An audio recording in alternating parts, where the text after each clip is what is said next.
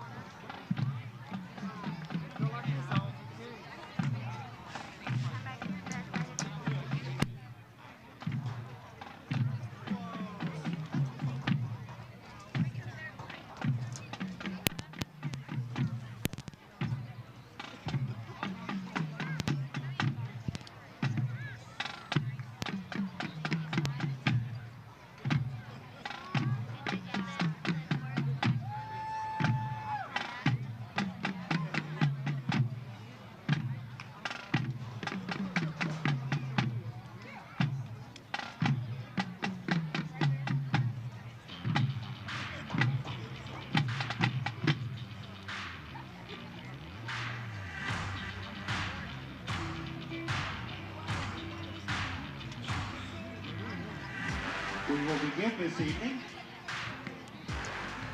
with our freshman attendant, Miss Caroline Hart. Caroline is the daughter of John and Jennifer Hart and the granddaughter of Joe and Connie Hart and Robert and Terry Lyons. She participates in cheerleading, track, choir, yearbook, and the leadership team. Caroline enjoys spending time with friends and family and offers the following advice to others. Be outgoing and don't limit yourself. Miss Caroline Hart. Caroline is escorted by Mr. Gage Mayer. Gage is the son of Misty Frost and Brad Mayer and the grandson of Wanda and the late James Mayer, Tina Frost, and Peter Lamont. He participates in track, football, cross-country, baseball, and his church youth group. Gage's favorite part of homecoming is how it brings the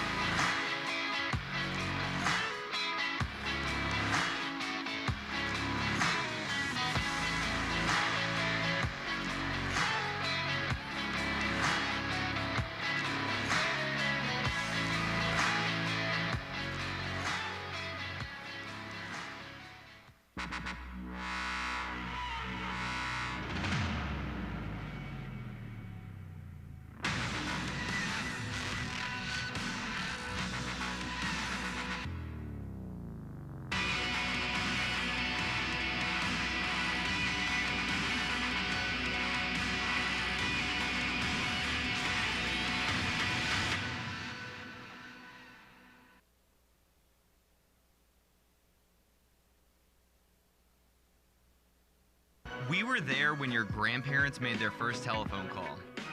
We were there when your parents were able to choose what to watch on cable.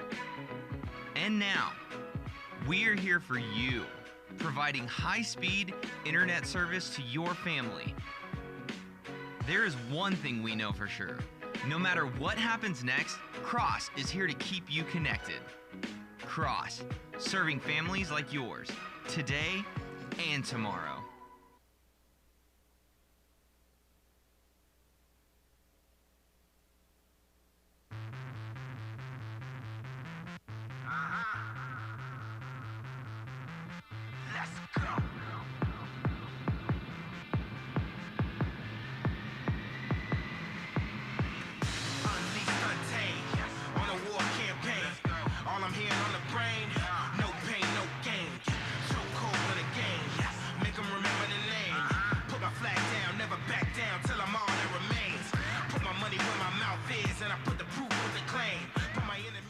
Well, it is homecoming in Warner, Oklahoma. Seth Campbell joining alongside a little different this time. This is not Curtis Branch, but Chris Rule. Chris, it's a pleasure to have you up here in the booth today. Well, thank you, and sad to see Curtis going to watch his little one play tonight, but thank you for having me. Yeah, getting an opportunity for a little different perspective. It's always good. We've got a great game here in Class Single A as the Warner Eagles, they're going to play the Gore Pirates. And as homecoming is here, it just reminds us that, you know, this is going to be a good battle, and a battle that Warner, a team that has really been in the middle of the pack in the District 8 in Class A, well, they think that this is an opportunity for them to step up and really compete with the class of District 8 in Gore. Yeah, they've got a lot of returning starters coming back this year, and they think they could compete in Class 2A or Class A, excuse me. Gore, on the other hand, last few years has experienced a lot of success, and they want to maintain that. You know, these teams don't like each other. They're 12 miles apart, have never liked each other in not only football but basketball and all the other sports, and we'll see which team will prevail tonight. For sure. Well, I got to look out for Warner, and what makes their offense go is Mason Jim. He was a just over 1,800-yard rusher last year at 14 touchdowns, and he leads the Eagles once again this year. He's a workhorse, is the word that his head coach, Chuck Capps, said. And, you know, what leads his way is his offensive line. Mm-hmm. And for Class A to have 240 and 270 in front of him, two linemen that have that much weight and size, is unusual. In this class, you usually don't see that. And it'll be up to the Gore Pirates to see if their 3-4 can stop that. Yeah, one of those guys is number 72, Trace Elders.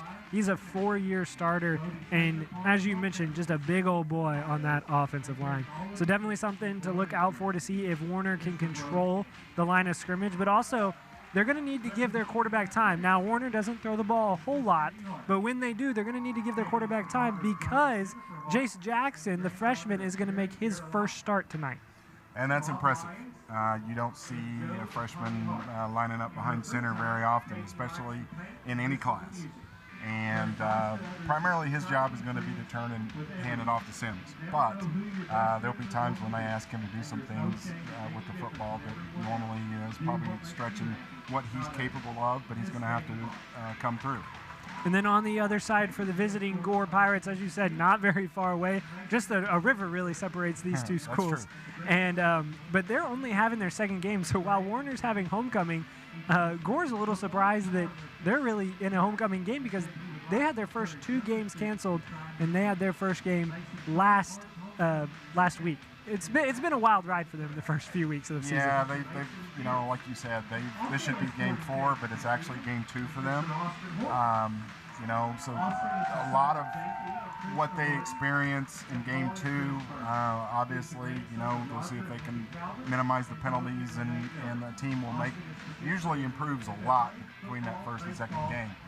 And we'll see if that's going to occur, you know, because they should be in game 4, they should be well seasoned, but they're not. And but the advantage is they're an experienced team. They return a lot of starters. So we'll see if that's a benefit, and we'll see if a lot of the little penalties and a lot of little false starts, we'll see if that's minimized tonight. You mentioned experience, but they're not an old team. They have no seniors starting this year due to the GORE Pirates, but they are experienced because they started 6 freshmen last year. Something to look out for in this game, but also something to look out for is one of those experienced players, Weston Shanks, the quarterback for GORE. He will not be playing. He's got a knee injury. They believe it's a torn ACL. They don't know when he will be back, more than likely done for the season, and that leaves Zane Craighead to step up in the quarterback position, a sophomore who went 7-12 last week in GORE's first game. You know, losing that quarterback is a huge loss. They were counting on riding him again this year. He was a Vite Top 100 player, and you know, losing him, they're going to have somebody step up. And we'll see if their expectations are going to match what they had. You know, so again, losing him, that's a huge loss. But, you know, that's an opportunity as well. And we'll see if that brings them down to, you know, from an elite level as a team to a different level, or the other teams will now sit there and say, we're gunning for you. And then on the defensive side of the ball for GORE, they're led by Dane Perryman, and he leads the defense that only gave up 11 points a game last year, only gave up 12 points in their only game that they've had this year. So they're a stout defense, not used to giving up a lot of points. Yeah, and you know, we had them last year. We had their game against Seminole, which is a Class 3A team, and they had the running back that could just pound it, and GORE was able to stop it. And it was a low-scoring game that GORE didn't win, but they were able to stop that running game. And that's very similar type of the offense that Warner's going to pose. And we'll see if that linebacking core that's really the strength of GORE is able to stop that running game. Well, they're naming the homecoming queen and the homecoming king on the field tonight. And we will also be back with some keys to the game. It would be Curtis's keys, but we'll call it Chris's keys to the game when we come back here on the Bravado Wireless Game of the Week in GORE, Oklahoma. No, pardon me, we're in Warner.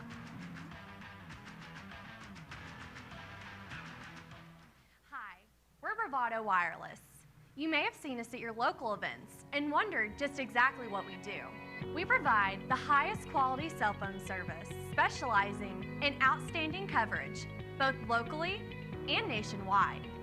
We're headquartered right here in Oklahoma, with multiple store locations in eastern Oklahoma. We provide the most affordable, unlimited talk, text, and data plans available. Make sure you stop in now and enjoy our other amazing summer deals before they end. Visit Bravado Wireless store locations for all other details, or go to bravadowireless.com for more information. We are Bravado Wireless, and we believe in the power of connection. Stick around because we're cooking wild.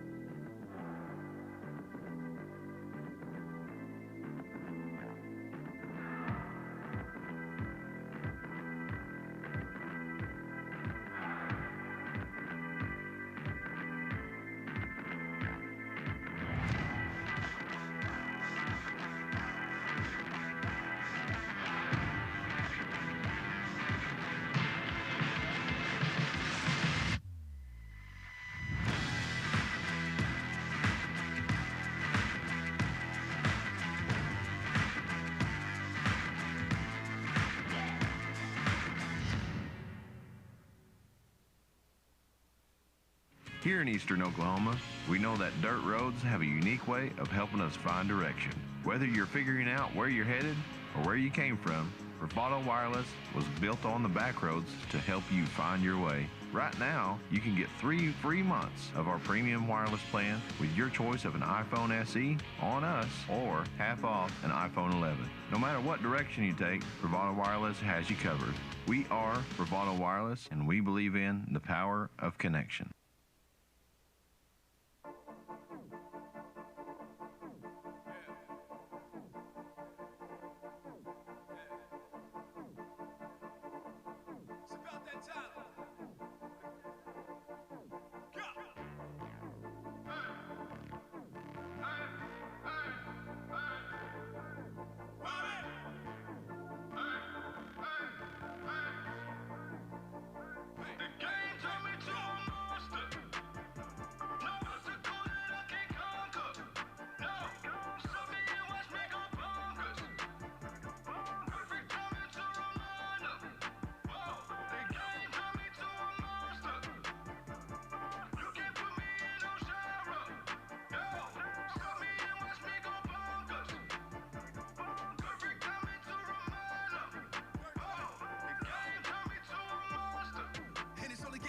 You could bet that. For my rivals, my heart is jet black. No frontline member, watch me dead snap. Show the whole world it wouldn't take long. Used to be cool, it's time to flame on. Burn domains, I'm taking a throne. Heard the odds is bananas, but I am King Kong. Roll on my shoulders, ain't no time to be hopeless. Only thing that it does is make me keep more ferocious. Went from being a homie to no one wanted to notice. To being the focus for everyone having a motive. The dope is alive, focus is strive. Left me for dead and I always survive. Soul in my mind is aligned, I'm a goat. When I die, I'ma be the one he hold as a god. Started out the bottom from the mud, yeah. Now I gotta jump in with the click, yeah. Rival mode, I came back with a grudge, The more they declining, the more that I'm climbing. I got the opposing side down to a science. It's without question, it's insane. I see them guys that try to test it, they not impressive. I'm in the opposite direction, don't want the credit. Entire world in my possessions, what I'm obsessed with. The game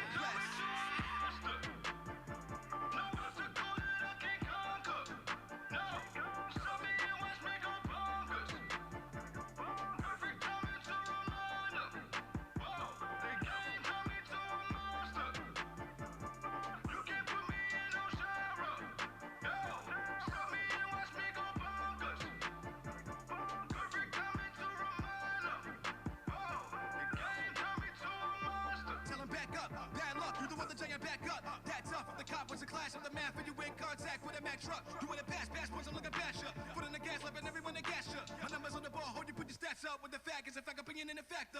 They're gonna hate and I get that. It's over years they did that. It's over years can I am that. Championship I bring back. Winning and win until then you win that. I'm convinced that I was sent to conquer wishes, dominance is logic. If it don't kill me, makes me stronger for tomorrow. Then it's at the same, my failures are accomplishments. You're the opposite, you're a bricklayer. No grit, the quick, the call and quits player. Hating on the sideline cause I'm lit player. Staying on the sideline, you're a bench player. And it's I pursue to reach the top and soon use your eyes and watch me make it hot as June. I'm on my grind, my watch say it's your time to lose. I got a lot of squats, can't even stop this dude. So you dudes are doomed, tell them make room for dude. Pray for them, pray on them, turn on you dudes to fool. Proving how cool I move. Got squish on my true colors like in the Rubik's Cube. Y'all act like it's cool to lose. My instinct to kill on you guys and make news I dudes. Proving I rule the room. Who just got me losing to? Monster. No obstacle that I can't conquer. No, stop me and watch me go bonkers. Perfect timing to remind them. Whoa, they can't turn me to a monster. You can't put me in no genre. No, stop me and watch me go bonkers.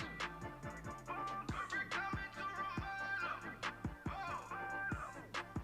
Started out the bottom from the mud. Now I gotta jump in with the click. Welcome back into Warner, Oklahoma. We got a great matchup in the District 8 of Class A between the GORE Pirates and the Warner Eagles. See on your screen that two captains for either team, for each team, are about to do the coin toss at midfield. And, well, we're going to do the keys to the game, brought to you by Bravado Wireless. Chris, what do you see are the keys for the GORE Pirates, the visiting GORE Pirates? Well, obviously, they need to find a quarterback.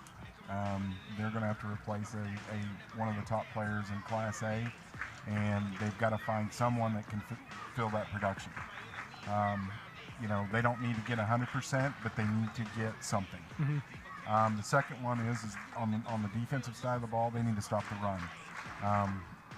Warner is going to pound the ball, and they're going to pound the ball a lot. And it's going to be the linebackers that are going to be key, and they've got to stop the run. On the Warner side, I think it's a little bit of the same. But to me, they're going to have to minimize mistakes. You know, they got a new quarterback as well, but with homecoming and all the distractions that brings, being able to focus is going to be critical for them. And with their offensive line, they need, in being able to run the ball, they've got to control the line of scrimmage. So it's to me, that's both teams. For them to get the W, that's what they've got to do. Yeah, in Class A, you'll see a lot of teams that are going to rely on the run a lot more than maybe in some of the higher classifications. So looking at the line of scrimmage is definitely going to be a key to this game for both teams. And I think that if we look at it, and I think that if either team throws the ball more than 10 times, they're in trouble. Yeah. All right, well, we're going to take a moment to stand for the national anthem, and we'll be right back here on the Bravado Wireless Game of the Week.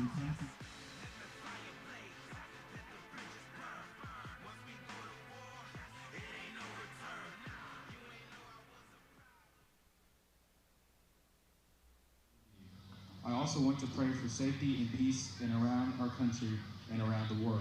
It is in Jesus' name we pray. Amen. Amen.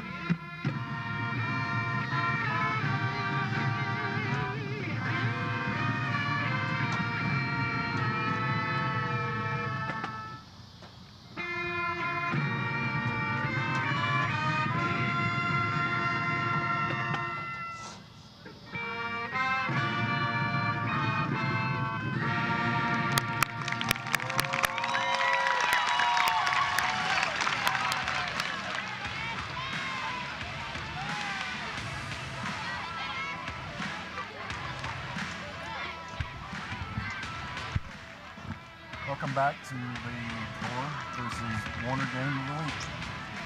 The lights have come on, the sun is setting, and the players are about to take the field. As you see on your screen now, the GORE Pirates with the American flags and the GORE flag take the field.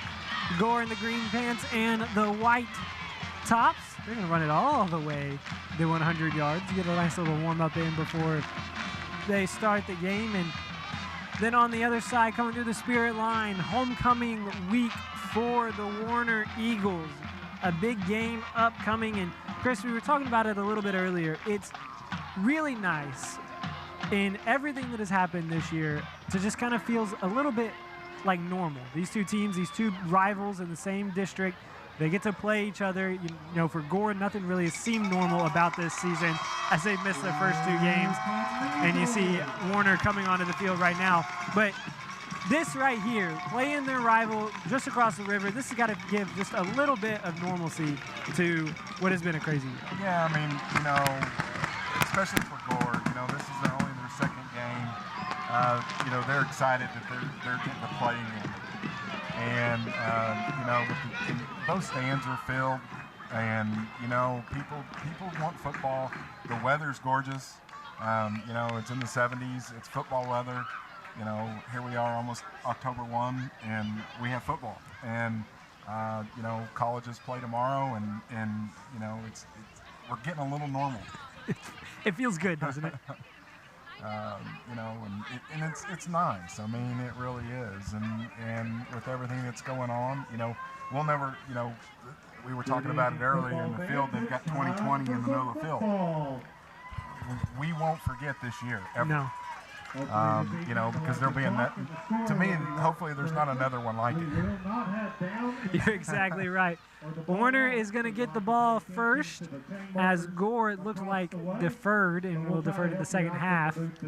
Back deep for the Warner Eagles are Mason Jim and Julian Hensley. Jim on the far side of your screen. Hensley will be on the near side. Gore tees it up. Man going to do the honors to start this game will be Christian O'Connor for the Pirates. Ball set, whistle blown, and we are underway in Warner, Oklahoma. The kick is short. It's going to land all the way at the 20-yard line. Picked up there by Jim, but not a lot doing for Jim. He picked it up and was dropped. Blue Stewart on the tackle, and we are going to see the Warner Eagles come out on the 20-yard line. Good downfield coverage that time by the Pirates. Very good open field tackle in space.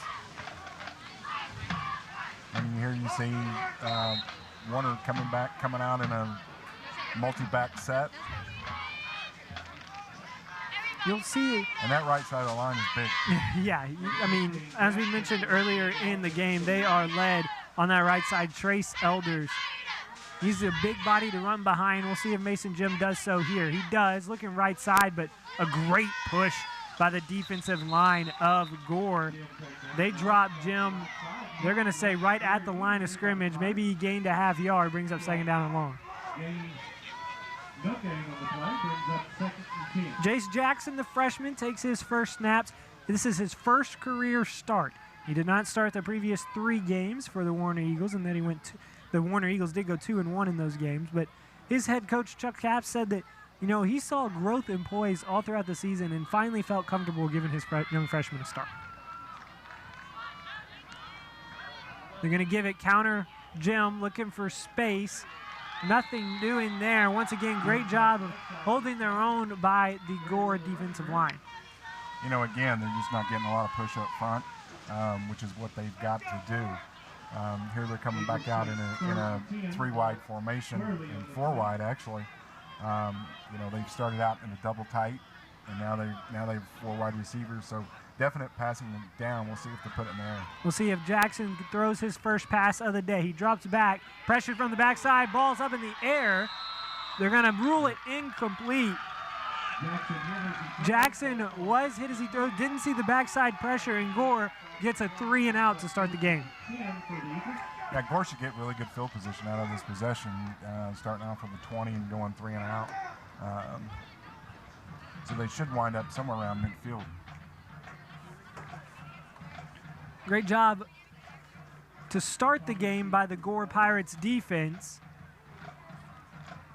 Good snap. The kick is up, and it'll be fielded at the 50-yard line. Running left with some space is Jesus Thomas.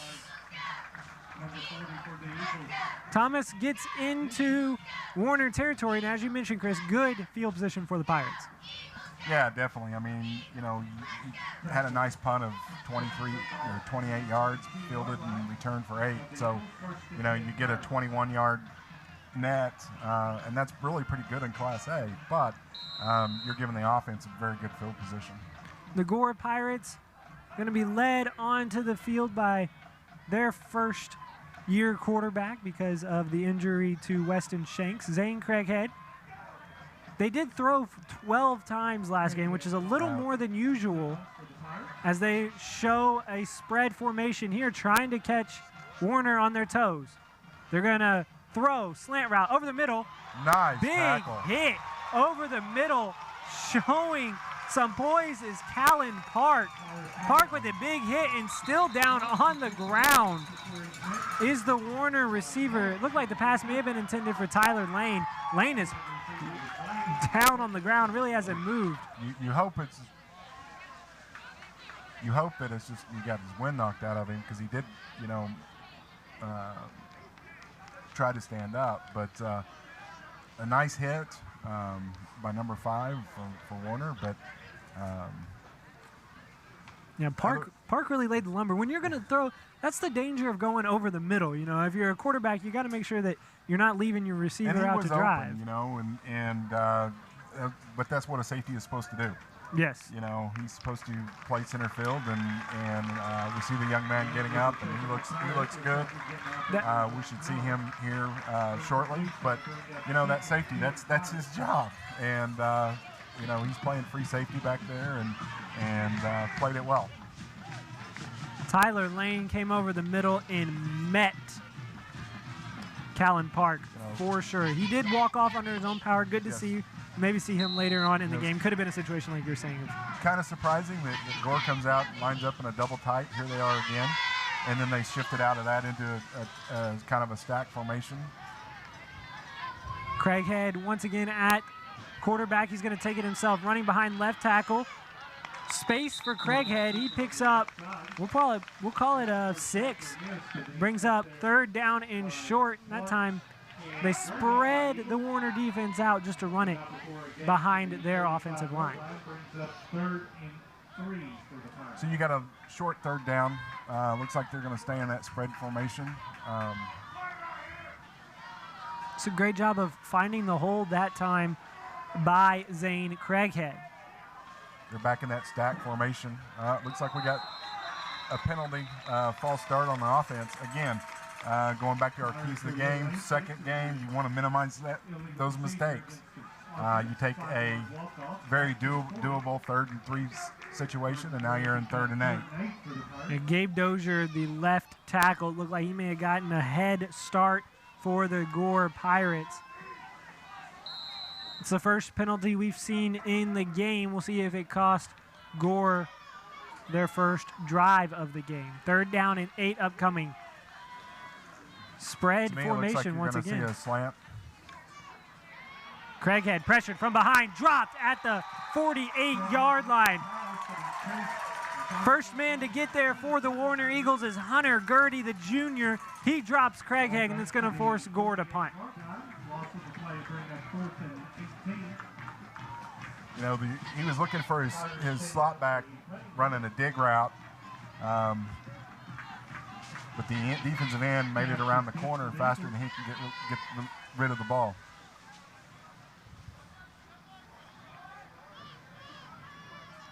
Gore on to punt, back deep to return for Wagner. He's not going to get a shot, but it was Trevor Capps. Capps lets this one hit at the 20. Takes a Gore roll to the 17, and that's where Warner will take over for their second possession of the game. Gore is playing the field position game well. They've been able to pin Warner deep twice. We'll see if Warner can maybe get the ball out of the hands of their quarterback, Jace Jackson, a little sooner this drive. You're correct. They're playing that field position game. They need a couple first downs to move the chains a little bit and get them out of this hole and flip that field position game. Warner on their first drive went 3 and out. They gave the ball twice to Mason Jim and then tried to drop back to pass before Jace Jackson was sacked from behind. Here they're in that tight formation, double wide. Yeah, all 11 guys are within the line of scrimmage. He's got a hole. Jim bouncing it outside. Jim chased down and out of bounds at the 30-yard line by Jesus Thomas, but not before he picks up a first down and moves the chains. There you see the electric capability of the running back, Mason Jim. And they're running behind that right side, which we pointed out earlier is a pretty good line for Class A, or E class, actually. Same formation. Jim running right. Once again, dropped in the backfield with pressure coming off the left side was Dane Perryman. Perryman drops Jim in the backfield, brings up 2nd and 12. They're going to run tempo here a little bit, it looks like. Or we're wanting to, anyway. Now they go into a 3-wide set. Jackson calls in the play to his offensive line. Jim not in the backfield, but instead they give it to the running back, Julian Hensley. Hensley falls forward, picks up 4, It'll be third down and intermediate for Warner. Now you kind of have the option, though, Chris, to really do whatever you want. You can you're run, in that you can third pass. and 5, third and 6 range. To me, they're going to try to get the corner or run a slant route. He's got man on the outside on the far side. Throw got to a that nice far side, throw and catch complete here. at the 45-yard line. Trevor Capps with the first down reception, and if nothing else on this drive, as you take a look at the replay, Warner's been able to flip the field. Yeah, definitely. And if you're going to play the field position game, that's your first goal, right? Now you're starting to drive. That is the first career completion as a starter for Jace Jackson. This time, Warner reads the run play right off the bat. Julian Hensley didn't stand a chance. He's dropped well behind the line of scrimmage, brings up second down. They tried to run a trap play. Number 74 was going down the line, but the linebacker blew that up before the lineman could trap him out of there. Good call, just wasn't very good execution. Jim in the backfield is motioned out now, so Jackson's all back there by himself. They throw outside, batted down. Into the backfield is Noah Cooper. Cooper's able to bat the ball down, brings up third down. Good job of penetration by Cooper. Take another look at the replay. Cooper just comes off the edge unblocked. Yeah, and he was running a little out route here on in the flat, trying to get that zone right there, and he made a good play by batting that ball down. You got trips on the far side.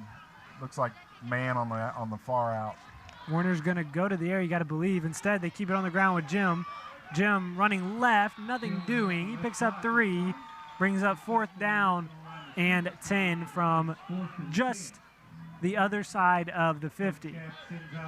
That is going to cause the Warner Eagles to punt, but just like we said, Chris, you did flip the field, so you can call that possession really a win. You get good coverage on your punt team here, and you should definitely be able to play some defense and get a little bit more aggressive since you're in their end of the field. Punts away, no pressure applied, and they punt it away from and out of bounds. They punt it away from Jesus Thomas, and they'll spot it at the 30, right at the 30-yard line, maybe just the other side. Yeah. The line judge on the other side really didn't know where he was standing. Looks like about the 27. But that's a big difference from Warner's 42 in the first drive. And there were some positive things there for head coach of the Warner Eagles and Chuck Capps that he saw from his freshman quarterback.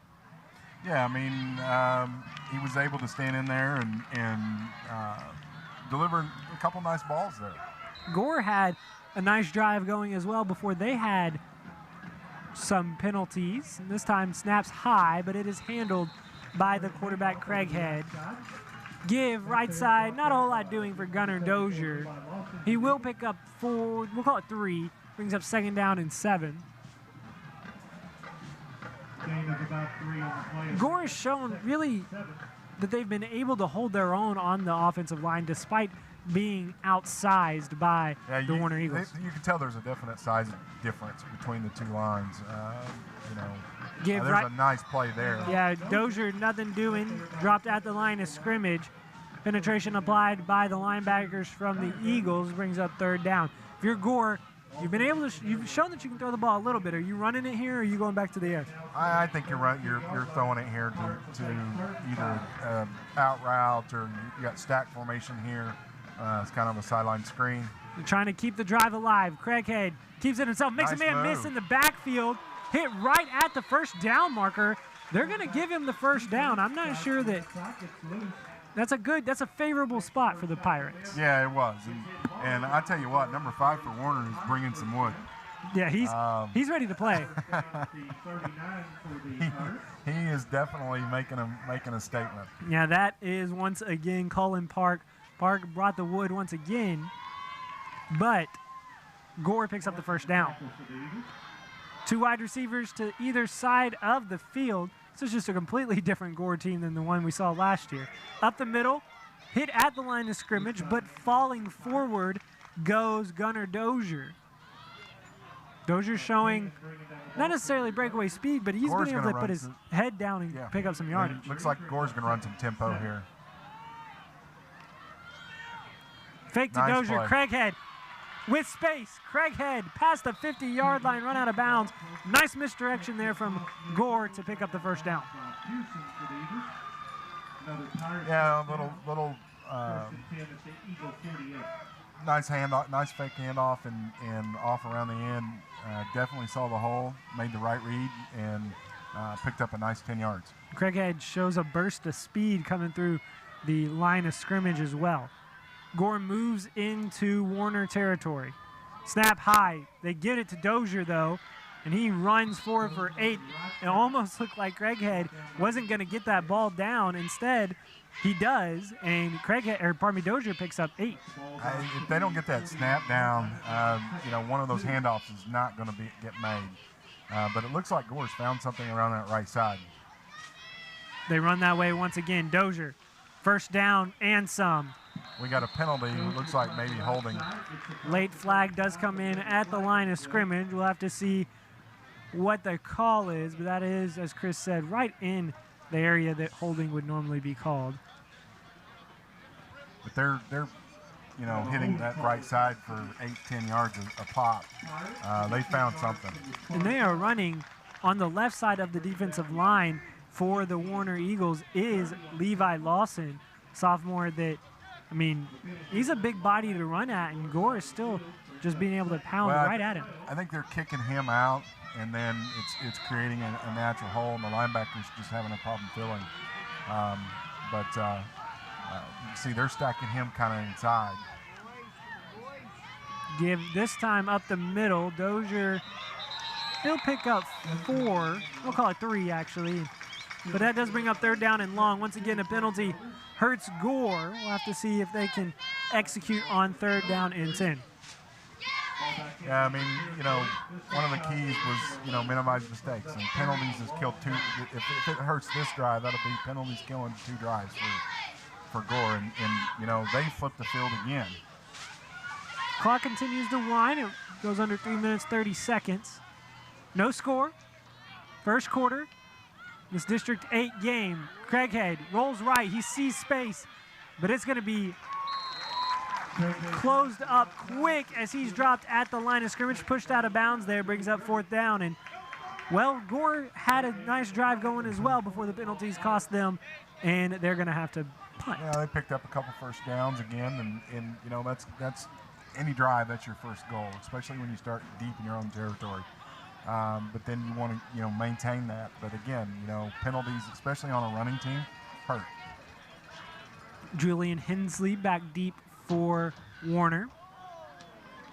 Snap's a good one. The punt is right at Hensley. Takes one step back. He's going to go on a knee. Running right at Hensley was Dustin Dover, and I don't think Hensley wanted any of that. He takes the knee. No, it's kind of a line drive kick, but he did not want to do anything with that. He takes the knee right at the 15-yard line, and that's where Warner will take over with 2:37 on the clock in the first quarter. Again, here's Warner back up against their own goal, in a double tight formation. We're going to see a new quarterback is Hayden Peters. Peters missed last year with a knee injury. He was supposed to be their quarterback, and you can tell he's got a different body type as the ball is on the ground. Gore says they have it. Waiting for the officials, they say they have it as well. The Pirates with a huge takeaway, the first one of the game, and they'll start with great field position and opportunity to score. And that's what happens when you get pinned in your own territory. A miscue really hurts. Try to take another look of when the ball came out. It was there, and Gore definitely fell on it.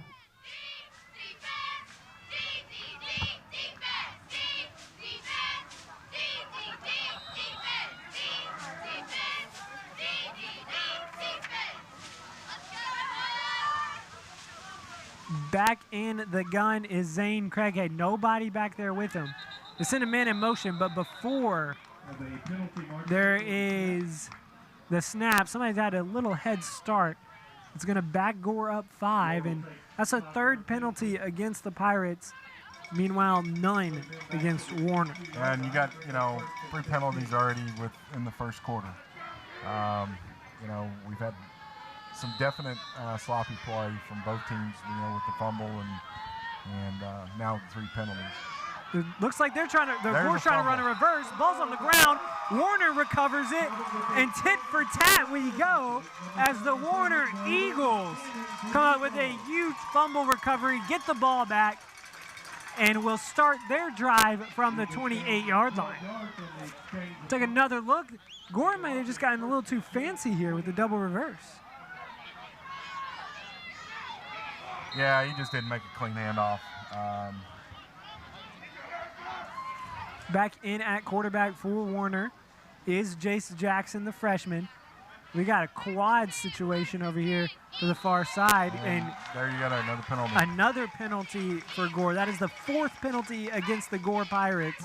First one on the defense, though. It does give Warner a free 5 yards. Makes it 1st and 5. I thought the first miscue was going to be for Gore on a fumble was going to be one of those miss high snaps. Instead it's a trickeration. They just can't make a clean handoff.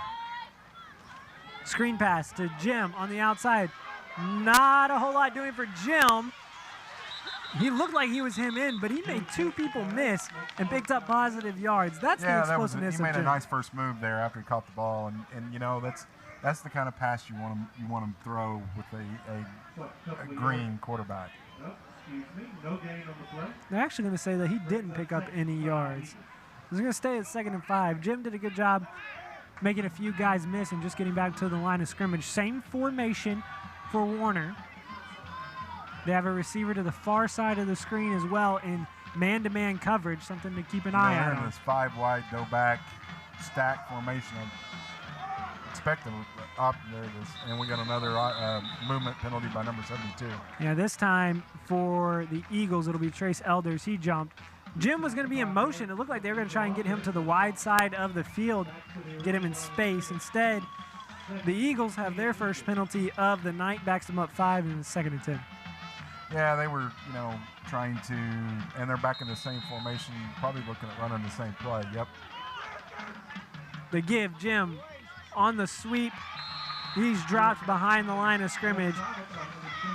Brings up 3rd down. The game plan for Warner is obviously to give Mason Jim the ball. Yeah, they're definitely just, running different formations, trying to get him, in different locations and then working the ball back to him.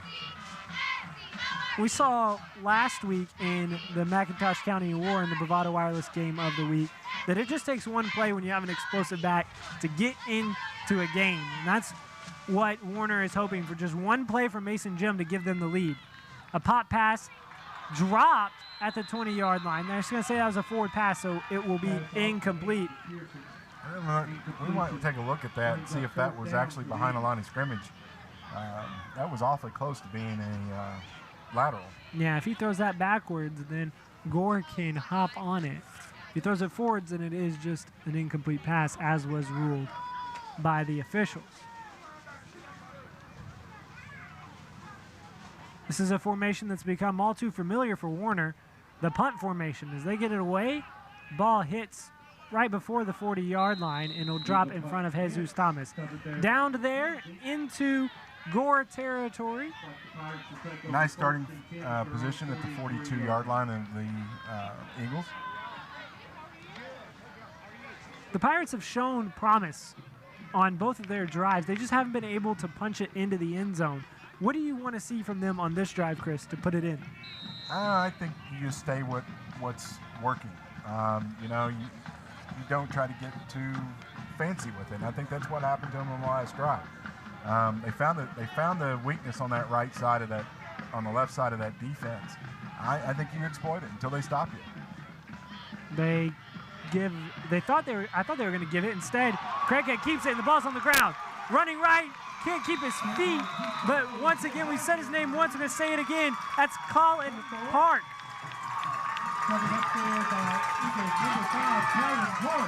Park has been laying the lumber early in this game, and he comes up with a big fumble recovery that time.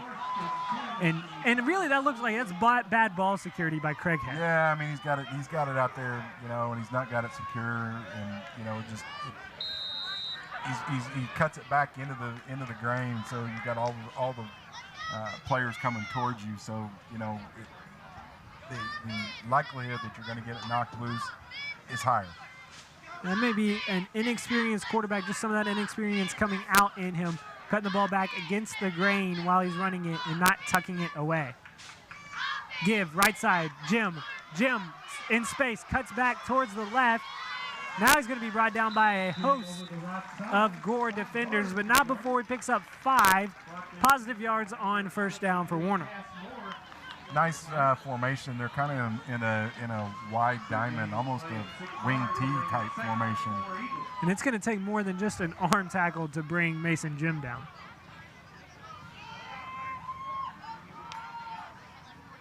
They're in that's almost that old split T type formation. It really is.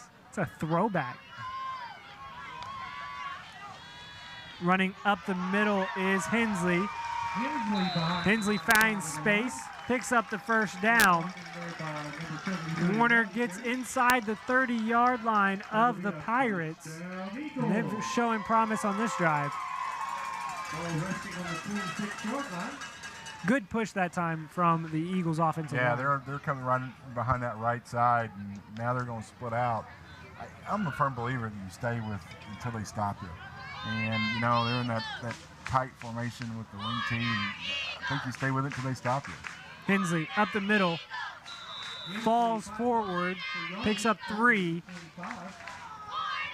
As you said, Chris, they spread him out. That time, Hensley does pick up positive yards running right behind Levi Lawson, number 74, on the right side. Well, 1 quarter is in the books. 3 more to go. No score here on the Bravado Wireless Game of the Week from Warner, Oklahoma.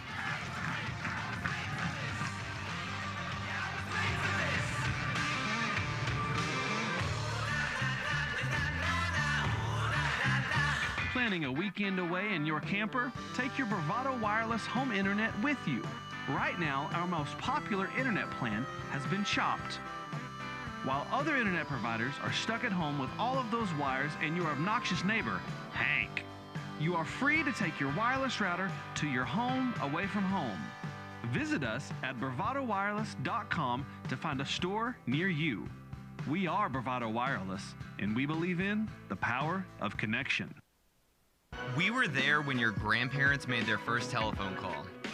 We were there when your parents were able to choose what to watch on cable.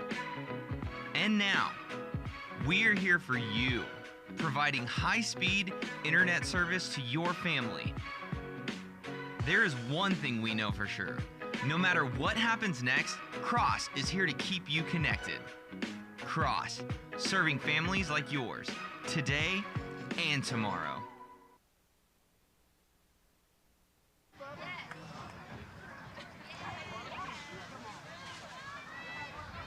Welcome back into Warner, Oklahoma. The Warner Eagles driving against the Gore Pirates, looking for the first score of the game, and it's really been behind the push of that big offensive line. Yeah, I mean, they're what we pointed out before the game is you got that right side of that line, and you need to use it. Jim in the Wildcat formation, he's going to keep it himself, running right side. Dives out of bounds, picks up positive yards, does bring up 3rd down. It's a new formation from Warner coming out of the quarter break with Mason Jim taking the direct snap. Yeah, I mean, they're trying to just change things up with different formations, but now they're back into that really tight formation on the right side, kind of that wing T again. Jim was the 3rd person so far this game to take a snap from center. Jackson back in. They give to Jim. He stays on his feet, looking right, but he's going to be brought down behind the line of scrimmage. First man there for Gore. They've been Gabe Dozier. He actually missed his hole. The number 40 was kicking the defensive end, and he kind of ran right into the place where he was blocking. He should have read his block a little bit better, and that hole would have been right there in the what we call the 6th position. 4th down upcoming for Warner. The offense stays on the field. 3 wide receivers split to the near side of the screen. Jim in the backfield, see if they give it to him. They use Jim as a fake run. Pass right up the middle, complete, touchdown Warner. Ty Vinson, the freshman, was running right up the hash mark, uncovered. A lapse in coverage by the Gore Pirates results in the first score of the game for the Eagles. I don't think they expected that, and I didn't either. That was a very nice throw and catch. You just don't expect that out of a backup quarterback. Yeah, Jackson throws a dime really right between the defense of the Pirates and puts Warner up early.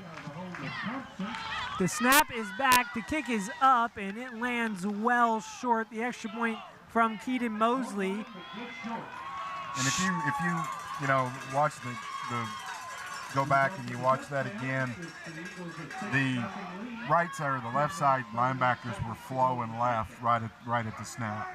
They expected that play to go right, and then they throw back on to the right or to the left. You kind of see them flowing to the right.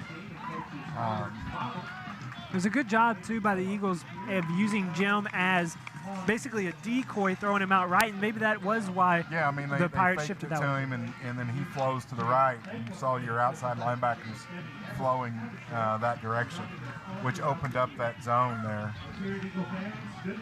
From one freshman to another, the freshman Jace Jackson finds Ty Vincent in the end zone. Now we'll see if the Gore Pirates can respond early in this second quarter. Don't you know those two guys are excited? As a freshman, you really don't even expect to get on the field, much less score a touchdown.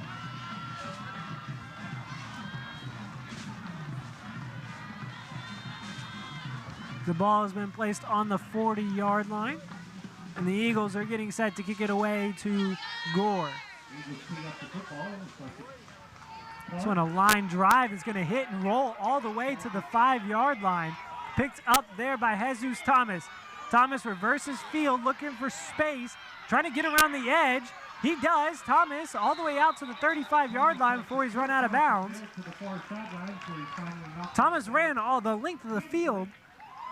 How many times do you see when the ball rolls or is fumbled and they're able to then pick the ball up and the defense has flowed already by them? Mm-hmm. So they're able to catch the corner or, make a nice return when that occurs. And usually you think it's, you're going to pin them back in territory, but inevitably something like that happens. Hensley came up with the tackle, pushing Thomas out of bounds.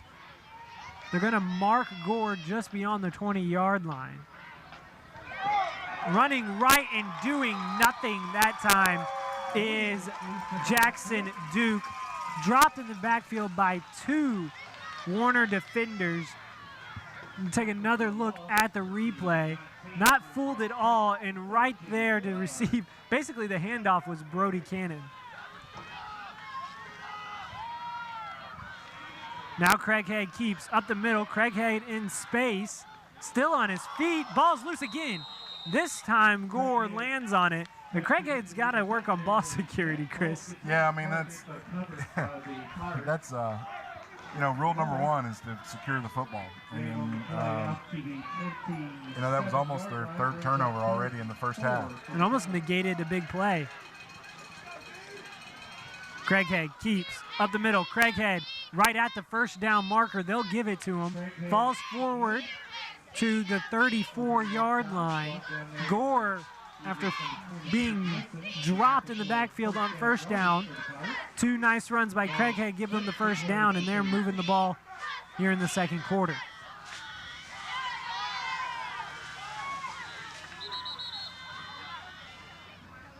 Officials timeout on the sideline. I think the chain gang is having a little bit of trouble. I think they're having a little equipment malfunction. I'm showing already, 8 carries for Craighead with 28 yards, so they're definitely using him. Utilizing him out of the backfield, and the man that's in the backfield with him right now is Dozier. Dozier with a hard-nosed run up the middle, right at the first down marker. Brings up second down and short for Gore. That's going to bring a personnel change in for the Warner Eagles. And coming in is Trace Elders. He'll try and man down that 3-man defensive line. And Elders almost in the backfield with a tackle for loss. Instead, once again, it'll be Brody Cannon. Brings up third down and short, but a good job that time by Warner to get in the backfield and drop the running back behind the line of scrimmage. They've got those linemen playing both ways right now. We'll see how that impacts them on the offensive side, but with the lead, you definitely, we're going to play on the defense and focus on that first. I can definitely see what the coaches are doing there. Keeper, Craighead, at the line of scrimmage, picks it up, first down for Gore. Now he's got to make sure he holds on to the ball. Officials blow it dead after Craighead comes up with the first down. Good job that time by Gore of just knowing what has been working for them, and that is Craighead running the ball. And that's the second, second first down this drive. So they're putting together a nice little drive. They just need to do ball security and no penalties. If Craighead carries on this down, it would be his 10th carry already in this game. He is going to keep it. Left side. Falling forward after picking up 4 is Craighead. He crosses midfield and into Warner territory. Gore wants to hurry back up to the line of scrimmage. They've found something that is working for them. Snap low. Craighead has to fall on it at the 45-yard line. That has been the one thing that has killed Gore offensive drives, and that has been mistakes. Yeah, and we originally on the first drive noticed that they were having a little problems with that center snap. That one was low. He's been fielding them high. First day of practice, you're always taught center snap, center snap, center snap. Third down and long now for Gore. Craighead might have to go to the air here. He drops back. He does. The pass, slant route, tipped up into the air, but still somehow caught right at midfield. Good job of adjusting that time by Blue Stewart. He comes down with it, but is well short of the first down marker. And the ball was tipped right at the line of scrimmage. Stewart came back up to meet it, but the Pirates are going to go for it. We're going to see if they couldn't draw Warner off sides. That time, nothing doing on the hard count. Craighead looks to his head coach, Brandon Tyler.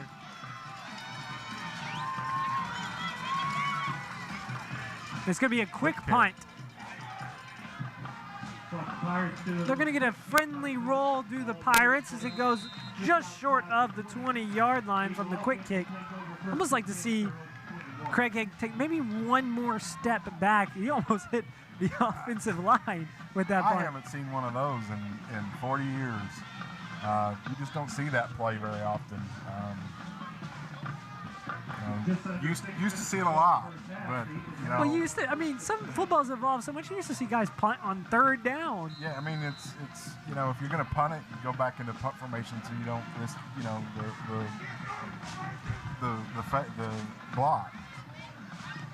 Warner with the ball and a chance to extend their lead. Jim motioned out of the backfield. Chased and dropped in the backfield was Jackson.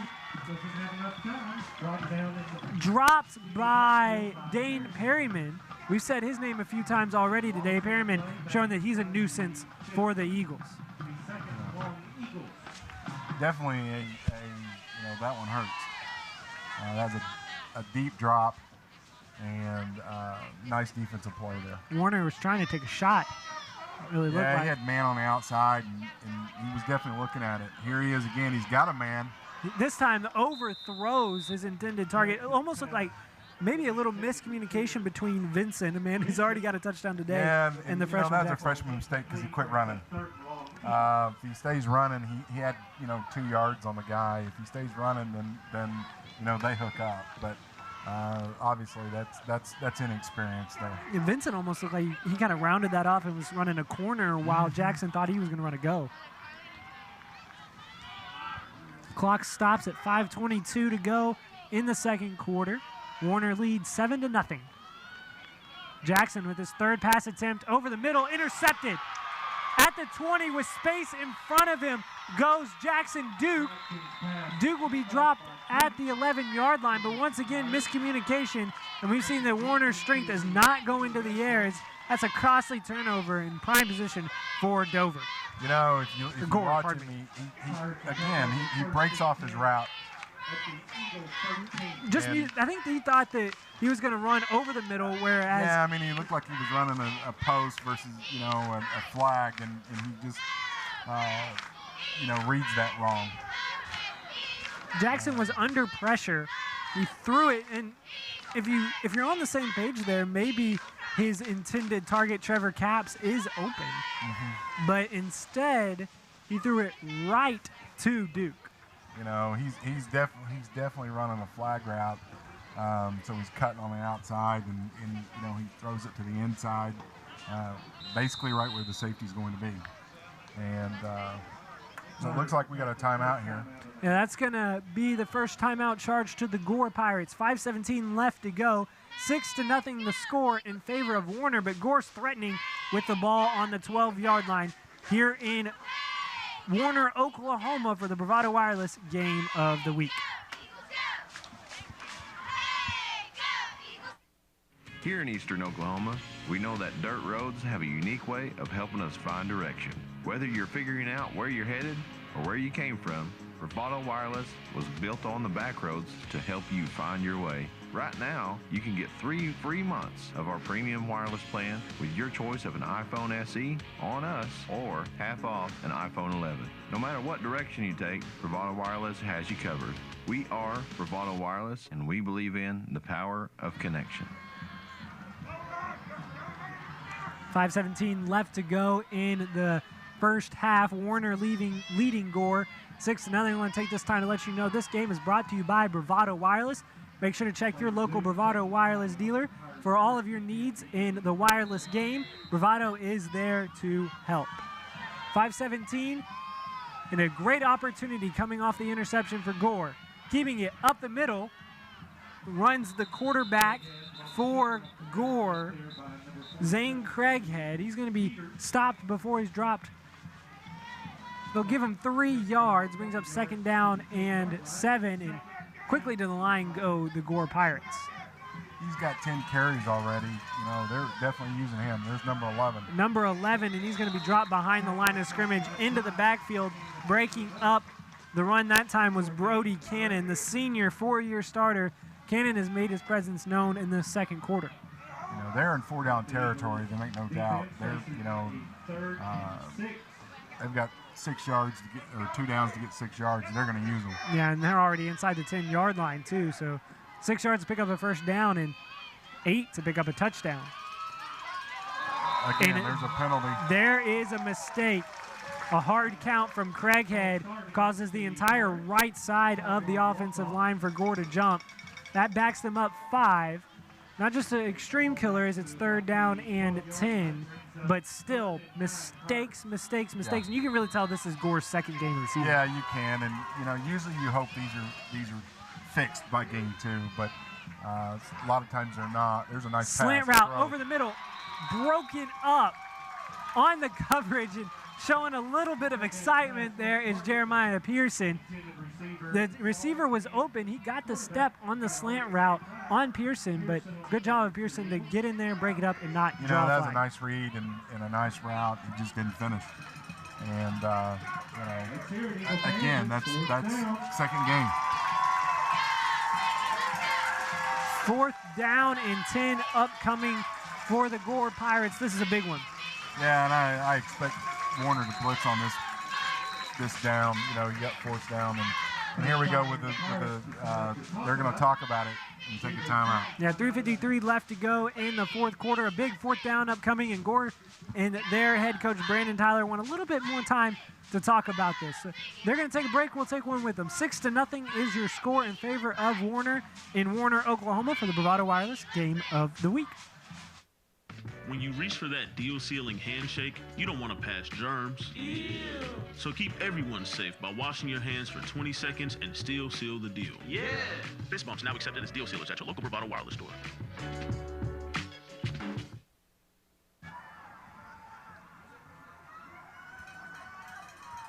Fourth down and 10 upcoming for Gore.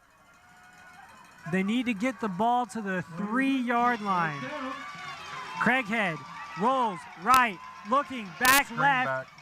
Pass complete, but nothing doing for Noah Cooper. He's dropped at the 20-yard line, and after giving up a big interception, the Warner defense holds. That was a nice defensive play. He read that. On the tackle for Warner was Redmond Glisson, the senior, on homecoming, comes up with a big fourth down stop. You know, you almost think the way that was set initially that it was a throwback. Double pass? Double pass, throwback, yeah. It looked and had the makings of some trickeration for sure. Give left side and plenty of room to run goes Mason Jim. That's what you want to see if you're Warner. Jim in open space. That's got to bring a smile to head coach Chuck Capps' face. Yeah, I mean, that's like Dontaire Fisher in Chakotah. When he's in space, you've got, you know, the advantage. Quickly to the line goes Warner. Give, Jim, up the middle. No, pardon me, that's Hensley. Hensley picks up 4. Warner going with the quick rotation between Hensley and Jim. See if they can't keep those guys fresh. Getting off the bottom of the sack for the Pirates will be number 8, Perriman. Hensley gains 4 yards for the Eagles, brings up 6. Running the ball has worked rather well for Warner here early, or pardon me, late in this second quarter. Yeah, they're going to full wide formation, man in motion. Give up the middle. Hensley this time not a lot doing. Actually, Hensley escapes. All of a sudden, Hensley just burst out of a pile of 3 Gore Pirates, and he's close to the first down. Nice job that time. That was all individual effort. You know, he was wrapped up, and he just made the play. 3rd and 1. You got to believe that the freshman quarterback, Jace Jackson, is sticking this one right in the stomach of Mason and Jim. He's going right. Jim gets it, and he is now going to cut it back left. He puts his foot in the ground, picks up the first down. Maybe if he could have gotten out here to the edge, you thought Jim may have had a chance to bust out into the house. Instead, he does his job, picks up the first down. Warner once again hustles to the line, going no huddle. They've got Gore on skates right now, and they're pushing the pressure by tempo here. Gore just now getting set. Hard count from Warner, and it's going to cause the left tackle Brody Cannon to jump off sides. There's a mistake for Warner. Now we'll see if Gore is going to be able to take advantage of it like Warner has on the other side. In comparison, that's just their second penalty. In the first half, that's 1 per quarter. That's not bad. Gore, on the other hand, has numerous. You know, they're pushing 10. So numerous, yeah, you can't just do the quick math right off the top of your head. Gore, looks like they're going to bring pressure off the right side, the bottom of your screen. They do. Jim runs that way, and just not a lot doing. There's 6 Gore defenders all over Jim before he's dropped down at the 40. Sometimes when you bring pressure off of the side, you maybe get too far up the field and the running back can get by you. That time, though, Gore did a good job. They're running that trap, and that right tackle pulled, and the linebacker filled the hole where the trap was supposed to occur. So, you know, they're blowing it up, and it's not supposed to be that way. They fake, slant, dropped by Jeremiah Pearson. Pass was a little high. Pearson couldn't come down with it. Right through his hands. Brings up 3rd down. You know, he's throwing a good ball. You know, there was the one with the interception, and the receivers are cutting off the routes, but he's getting it out there. 3rd down and long for Warner. The Eagles put together a solid drive before a false start penalty moved them behind the chains. They've had a hard time recovering. Looks like the Jim in the Wildcat formation. This time he's going to run left. Now puts his foot back in the ground. He's going to run right behind his big offensive line, and he picks up 4. Not a lot doing that. You like to see patience in a running back. You do, but that time you almost wanted Jim to just bounce that outside and see if he can't get into space and pick up the first down. You know, get on the edge and get moving upfield. You know, we expect them to take a lot of time here. There's 58 seconds left in the quarter and a half. You know, they're going trips wide. It's kind of interesting. Yeah, the Warner Eagles are going to elect not to punt, and Gore and their head coach Brandon Tyler is going to call a timeout. They were not prepared. Gore was in punt formation. Yeah, I mean they definitely fooled me, and much less Gore as well. I expected them not to come out in a regular formation, which they did.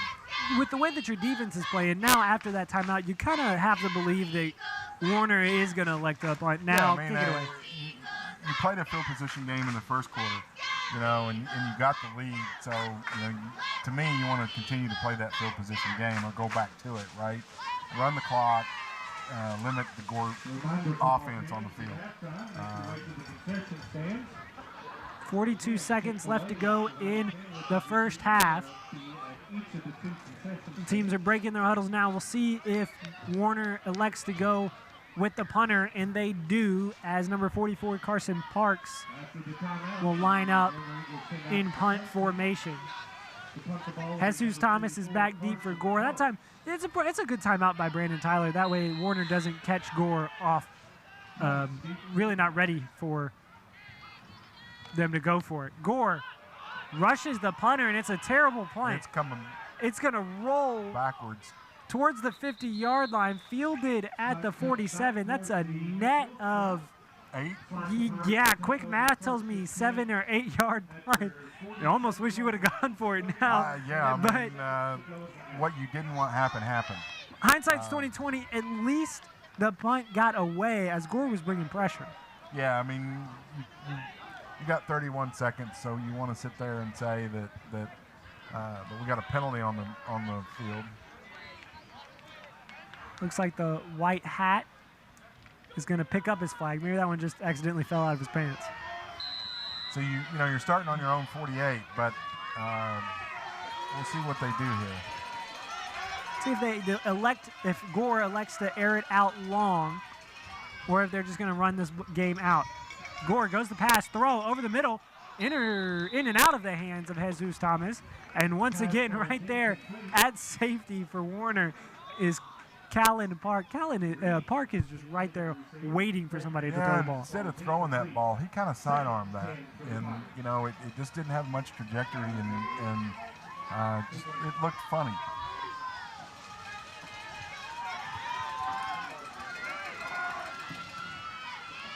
Give up the middle. Falling forward was the running back. I believe that was Hensley. Pardon me, that was Dozier. They fake it to Dozier. Craighead, left side, Craighead. First down, Craighead still on his feet. Craighead has opportunity to go to the 20. Craighead, huge touchdown upcoming, and he's right out of bounds at the 3. The clock hit zeros, and Craighead couldn't get into the end zone. He was 2 yards away from tying this game up. What a play. Warner's able to chase down Craighead. What an individual effort by Craighead to stay on his feet. But he's going to be pushed out of bounds right at the 5-yard line by Trevor Capps. And what a great play by Capps, never giving up. Almost just kind of like he ran out of gas. And maybe he was trying to put his foot in the ground and see if he couldn't make Capps miss. But when you're right there at the 5, last play of the game, or last play of the half, you feel like you got to dive for the end zone. Anything to get you into that end zone. Well, regardless of the last play heroics of Craighead, the score remains 6-0 in favor of the Warner Eagles over the Gore Pirates. Well, it's been an entertaining first half, and really what we kind of expected. Low scoring, but Warner has come out on top 6-0. Well, make sure to stick around for the Gore and Warner bands halftime performance, and we'll show you those here on Bravado Wireless, and then we'll be back for the second half, which promises to be an entertaining second half. Well, our score 6-0 in favor of Warner here on the Bravado Wireless Game of the Week from Warner, Oklahoma.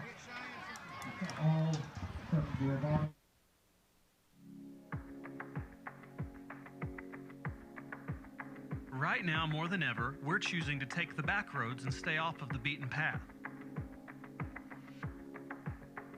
We're doing all that we can to avoid the crowds and the hustle of the city.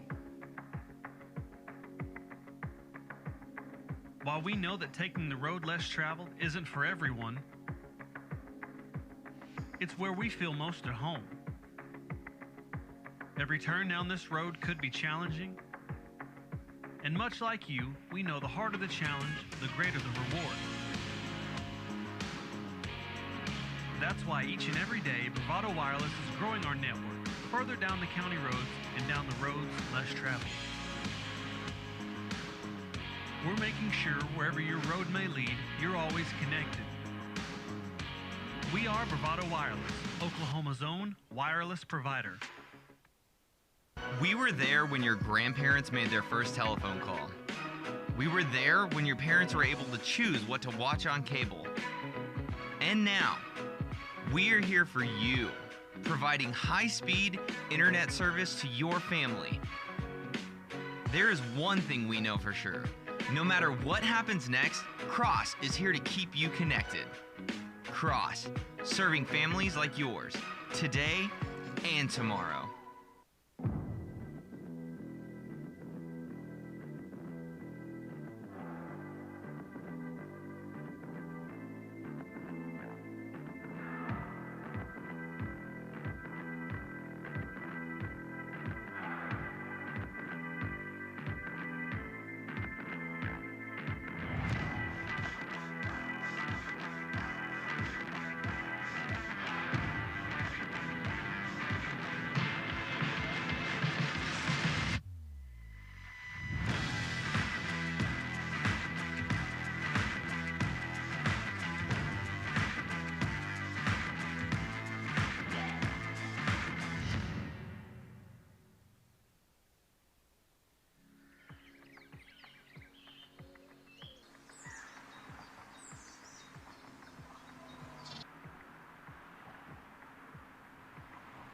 Whether your roads are dirt, paved, or if you're blazing new trails, the roads we travel lead to all of our most cherished places and people. Bravado Wireless strives to keep you connected wherever the roads may take you. We are the leader in wireless mobility and connection in Oklahoma and across the nation. We carry some of the market's top cell phone brands, fast, reliable home internet, and even greater customer service. Locally owned and operated right here in eastern Oklahoma. So whatever roads you travel, Bravado Wireless has them covered. From beginning to end. We are Bravado Wireless, and we believe in the power of connection. Planning a weekend away in your camper? Take your Bravado Wireless home internet with you. Right now, our most popular internet plan has been chopped. While other internet providers are stuck at home with all of those wires and your obnoxious neighbor, Hank, you are free to take your wireless router to your home away from home. Visit us at bravadowireless.com to find a store near you. We are Bravado Wireless, and we believe in the power of connection. I'll come back over here.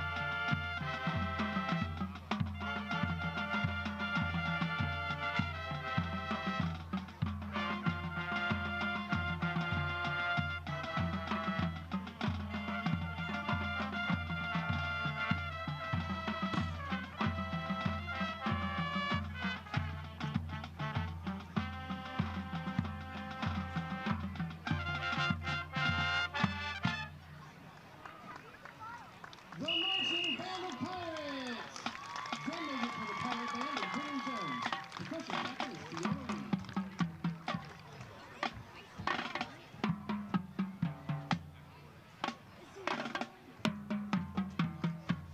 Lee. Eagle fans, the silent auction is going on down near the concession stand and ticket booth. Mr. Rick and Ms. Jackson announced that will end at the end of halftime, so if you need to go down and make sure your bid's still good, now's the time to do it. Again, this silent auction supports the leadership team and the Christmas festival that comes up.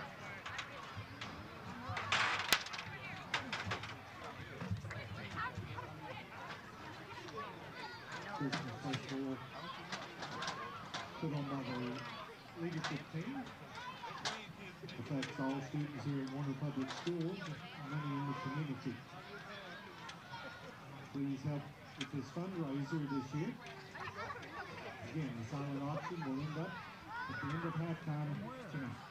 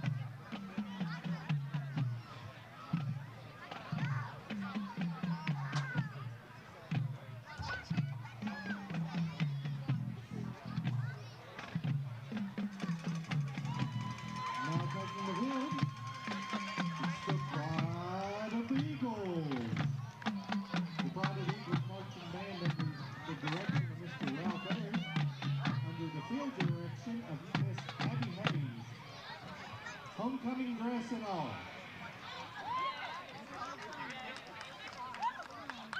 Hey, Eagle fans, let's hear it for the Pride of the Eagles.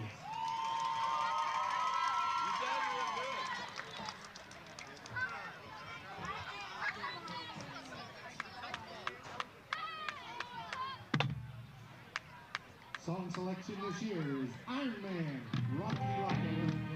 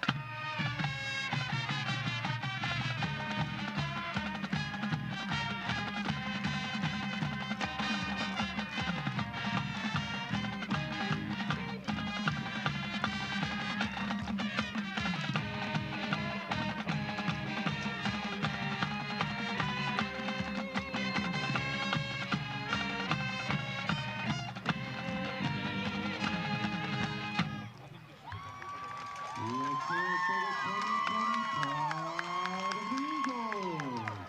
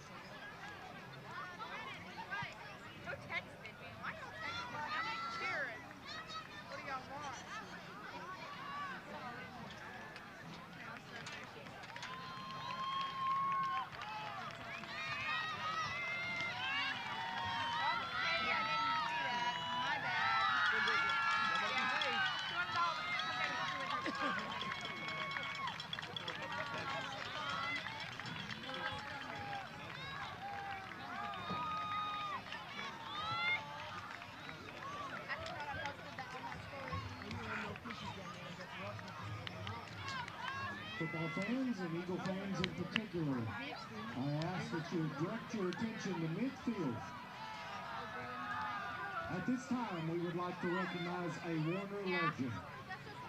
The man in the checkered shirt there is Mr. Mike Jackson. Mike Jackson is a Warner alumni and has served the Warner school community in nearly every facet of leadership, education, and athletics. Tonight, we would like to recognize Mike in his service to Warner football. Mike has been a member of the chain gang at Warner for 50 years. Bravo, Michael. Thank you from everyone here at Warner for your love of our school, our athletes, our athletics, and the youth of our great city. Please join me in giving a round of applause for Mr. Mike Jackson as Superintendent David Vincent and Principal Brian Honeyberg present a plaque of appreciation tonight for his enduring service to Warner and the Warner Eagles. Mr. Mike Jackson.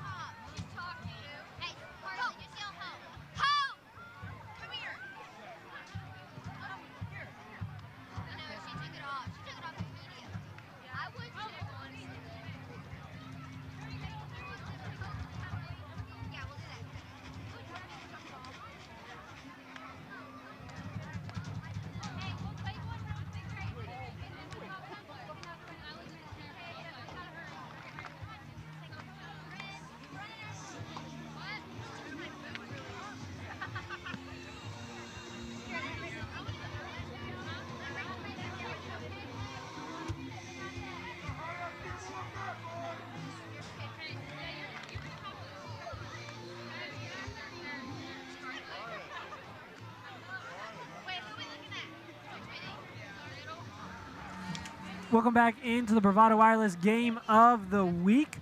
We are in Warner, Oklahoma. As you see on your screen, the Warner Eagles are leading the Gore Pirates 6-0. It was a low-scoring first half. It's something that we expected, Chris. What we didn't expect was the amount of passes that really have been thrown by both teams. Yeah, and they've looked good doing it. I think that's the biggest surprise. Some freshman mistakes on the Warner side, and I'm surprised by the quality of the throws. I mean, last week we had some throws that definitely didn't look very good, and we were in a different class. I mean, we were class 5A. So these quarterbacks look better than some of those did. Yeah, for sure. And the only touchdown of the game is, well, from freshman to freshman. Freshman quarterback Jace Jackson to freshman receiver Ty Vincent. And what was really a throw right on the line and right where it had to be to Vincent. Well, coming back to our keys of the game, and Chris, it really has been line play for both of these teams that have really translated into good drives. Just Warner's been able to capitalize with a touchdown and Gore hasn't. Right, and I think right off the bat we mentioned that one of the main keys was for Gore was being able to transition from game 1 to game 2 and eliminate the mistakes. And obviously we've seen with the fumbles and the penalties, the mistakes have not been eliminated, and they've been drive killers. And you look at the score 6-0, and you take away those penalties and you take away those turnovers. Obviously, hindsight's 20/20. But if they continue on those drives, we could have a different ballgame. And so they've got something to hang their hat on. They just got to eliminate those mistakes. Yeah, Gore has put together fantastic drives, as you said, just been stopped. Really, it's not Warner stopping Gore; it's Gore stopping themselves. We'll see if they got that figured out in the locker room and can come out in the second half looking like maybe a little bit of a different Gore Pirates team. On the other side, Warner has found success giving Mason Jim the ball, but really their quarterback, Jace Jackson, has shown potential throwing the ball and really being a game manager. Yeah, I mean, he's done really well. And for first game, you got to hand it to him. And we'll see, how if he's able to sustain that into the second half. But he's done a really good. He's been focused and he's known what they've asked him to do. And that's all you, as a coach, that's all you can ask of your quarterback. Do what I ask you to do, and I'm not asking you to go out and put the team on your shoulder and win the game. That's a senior quarterback. That's a top 100, in the state quarterback that you do that to. You don't do that to a first-time player. Yeah, a guy that's made his first start of his entire career as a freshman. You don't do that to him. You just want him to go out there and do enough. Do what you saw in practice that wanted you to award him the starting job. Well, the Gore Pirates are going to receive the opening kick after deferring to the second half, and this is an opportunity for them and their quarterback in Zane Craighead to show a little bit of redemption. Craighead has found success running the ball, especially right at the end of the half as he was 2 yards away from scoring a touchdown. With that 43-yard run, he ends the half with 84 yards. But he wishes he had 86. Yes, he wishes he had 86, and he wishes he held on to the ball just a little bit better. Correct. We'll have to see if he can hold on to the ball better as the second half is underway in Warner, Oklahoma. Kickoff is fielded at the 25, taken up the middle and stumbling and rumbling all the way to the 44-yard line goes the wide receiver for the Gore Pirates, Keegan Reed. They start at the 43-yard line or 44, and they've had really good field position the whole first half. I mean, with the turnover, they even had the ball on the 12-yard line, and they only have 0 points, and they still have only 0 points to show for it. Now here they've got great field position to start the half, and we'll see what they do. We'll have to see if the Gore offensive line can get a good push against a refreshed and rested defensive line for Warner. Give, fake, Craighead, outside, stutter steps, and is rode out of bounds just before the 50-yard line. Gore goes back to the quarterback run game, and it is successful as Craighead picks up 6. You know, to me, that gives him 90 yards for the night on about, 13 carries. So he's been the workhorse for the offense.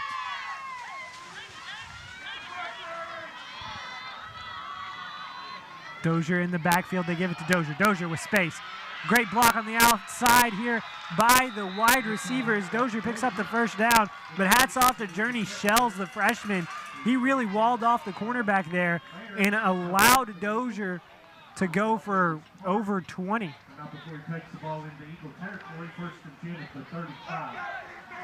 Yeah, that was a nice run. They pulled both the guard and the tackle around, sealed the edge, and he was able to get it. Running right side. Play to the opposite side. And Dozier makes a man miss in the backfield, picks up positive yards. Good job that time of Dozier by being shifty. He picks up 6, 2nd down and 4. Gore going in a hurry to Dozier. Dozier, nothing doing that time, is dropped in the backfield. First man there is Brody Cannon for Warner. Brings up 3rd down. The left tackle missed his block as he was pulling around. The defensive end came across, and he just whiffed. And what usually happens then is that defense end's going to blow up your back. He did that time. 3rd down, 6. Dozier in the backfield with Craighead. Craighead, keeper, left side. Craighead speared right at the 28-yard line and dropped there. Elders comes up with the tackle. 4th down and short. Gore going in a hurry. They're going to go for it.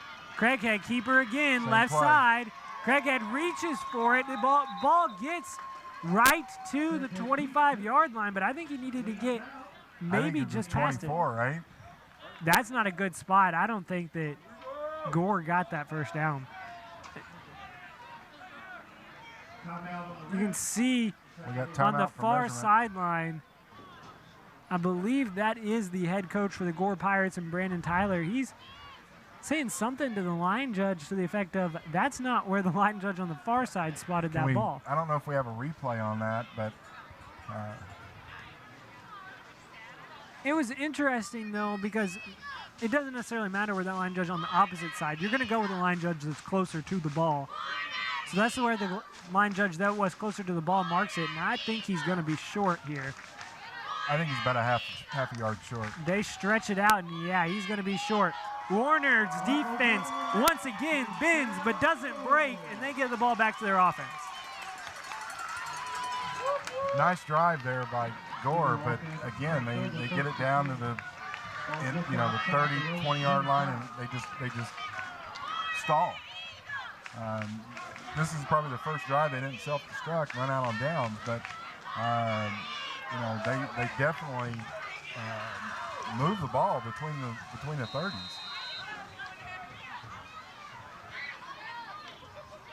Warner gives the ball to Jim. Jim in space. Stutter step goes out of bounds at the 35, 36-yard line. That's a sight to behold as Mason Jim in space, and something that Brandon Tyler doesn't want to see. Should take another look. Jim just puts a little sidestep on and gets to the outside. Pickup of, they're going to call it 10. They're going to move the chains. Looked like it was going to be 2nd down. Now they're going to move them. I've got 15 carries for Jim and 60 yards, so they've definitely used him. In the gun is Jackson. He backs Jim up to beside him now. They fake it to Jim. Jackson, keeper, still on his feet before he's going to be dropped. Hanging on for dear life was Jackson Duke. Duke got in the backfield and was just right on the shoelaces of Jackson before he brought him down. Now they're in that wing T again formation, and that split T, tight formation with 2 tight ends, and they've got that offensive tackle out there that they actually roll him out to tight end. Doesn't look like Warner necessarily knows what they're doing. Play clock is at 8. They're going to have to hurry and snap the ball. Finally, Warner gets set. Play clock at 3. Snap to Jackson. He's going to throw, looking right the entire time on a stop route, but overthrown. Pearson was open. Jeremiah Pearson was there at the 40-yard line.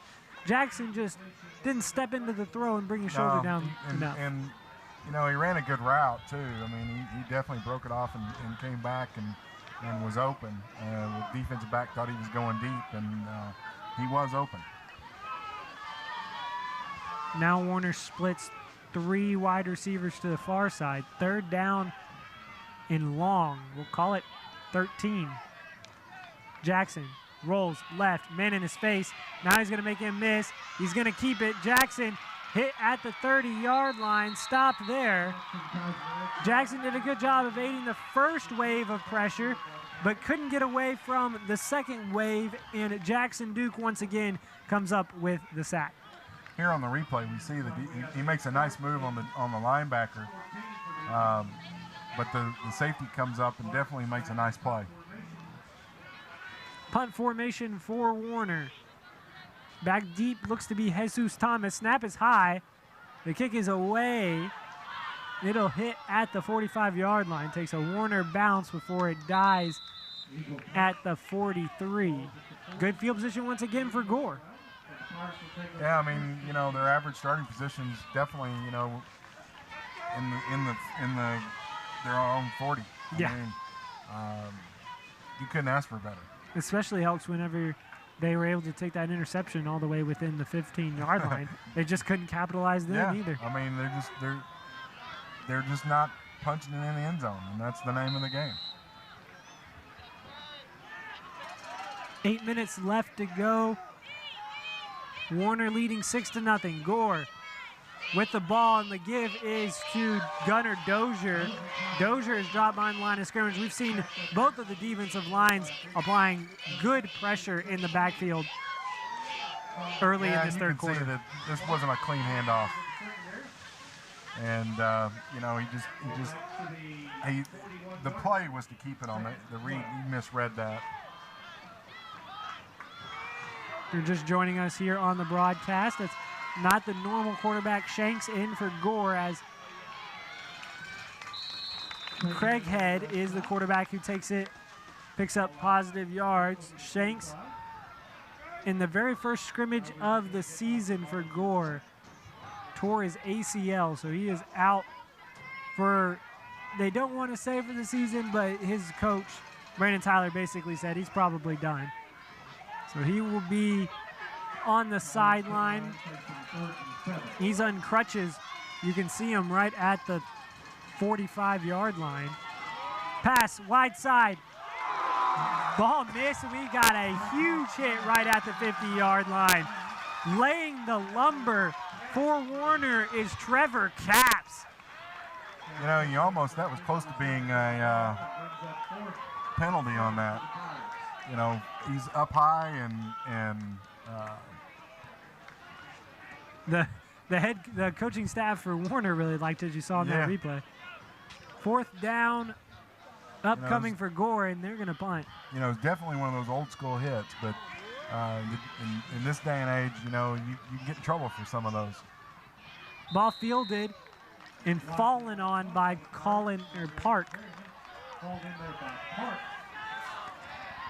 Once again, kind of playing just keep away with the punts here between both of these teams. Nobody's really been able to sustain too good of a drive here in the second half. No, we're definitely trading punts, and you know, this is the game Warner wants. Yeah, they're happy to trade punts as long as they're ahead. Mason Jim is in the Wildcat formation. He keeps it, runs right behind the big offensive line. He picks up 3. Nothing explosive yet from Jim. He's gotten outside a few times, but Gore's done a good job of keeping him in front of him. You know, there's not been, in the holes he's went through, they haven't been real big. Jace Jackson in at the quarterback position now for Warner. He relays the play to his offensive line. Jim is in the backfield in his pistol formation behind him. They give it to Mason Jim. Mason Looked like he had a hard time kind of fielding the ball on the handoff exchange. He got it, though, but is dropped behind the line of scrimmage, brings up 3rd down and 8.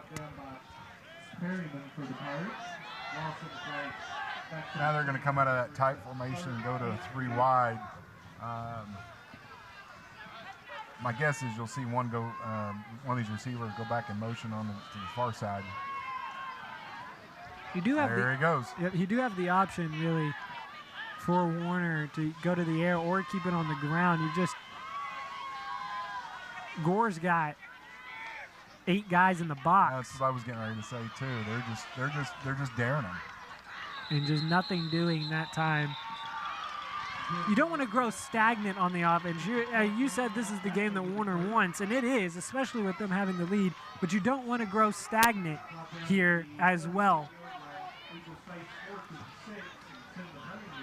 You know, you want to see them, you know, from a drive perspective, they'll run the clock down to, 10 seconds and then punt is away, lands at the 43-yard line where it'll be fielded by Warner. Gore comes out. They're trying to break into the lead as they trail 6-0 here on the Bravado Wireless Game of the Week.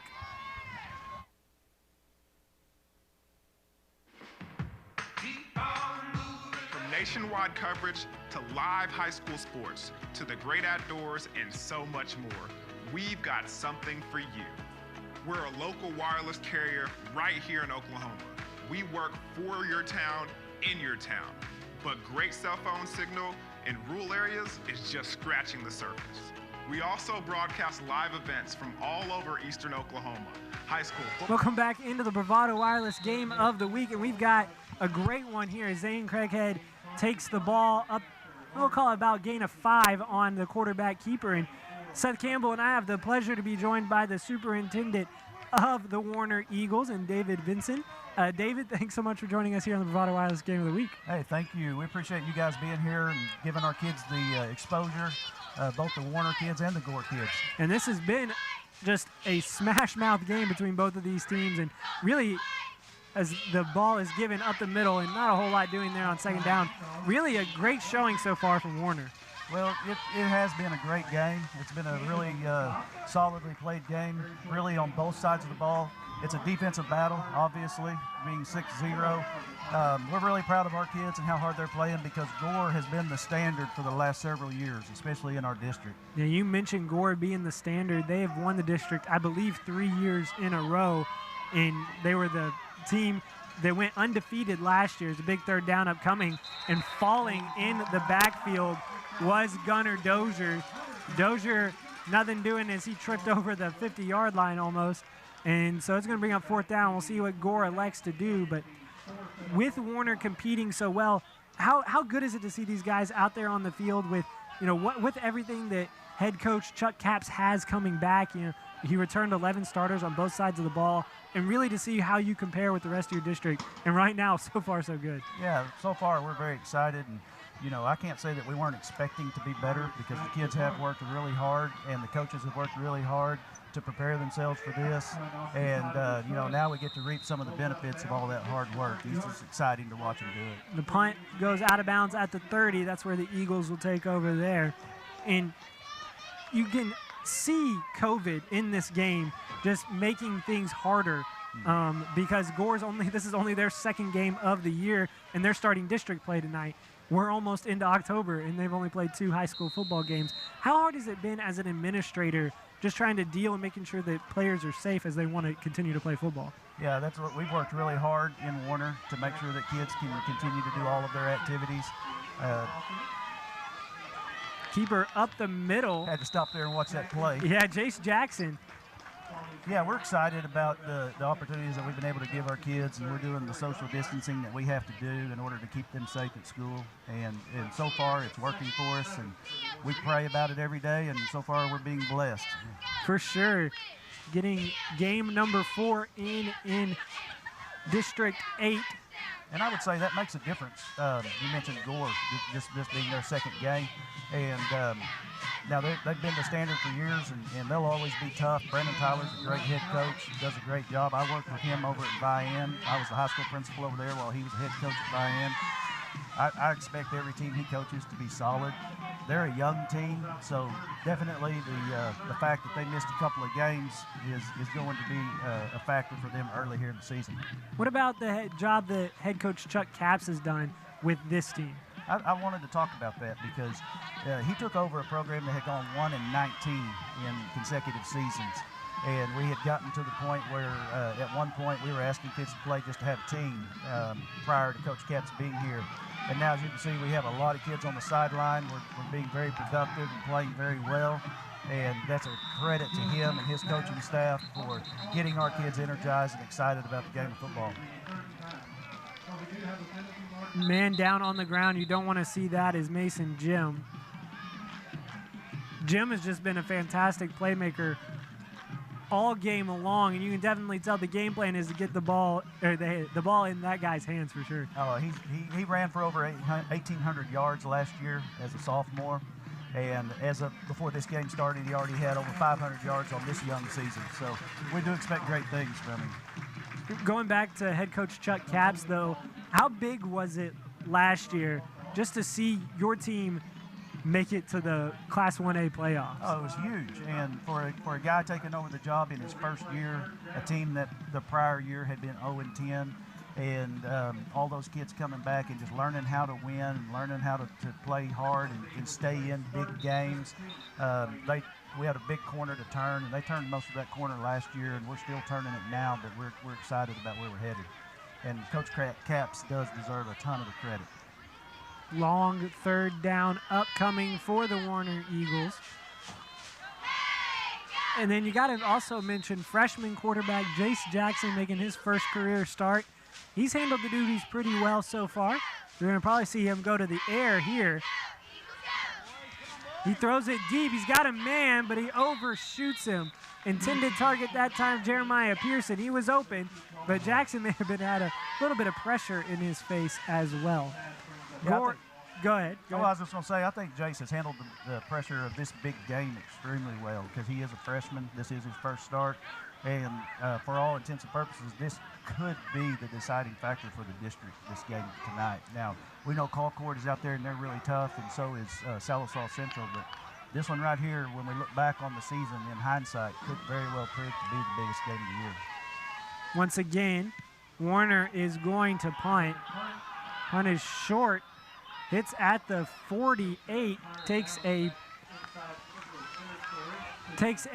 shot towards the Warner end zone, but hey, I would also be remiss, it takes me a second up here to make the connection, but I believe that was your son, Ty Vinson, that made the catch for the touchdown for Warner. He did, and that was exciting for us. That was his first career varsity touchdown. That was a freshman quarterback to freshman receiver connection, so that's exciting as well. But those guys couldn't have made that happen without that front line that we have that are doing an awesome job tonight of protecting Jace and opening up those running lanes. Ball is on the ground to be huge. The Eagles have it.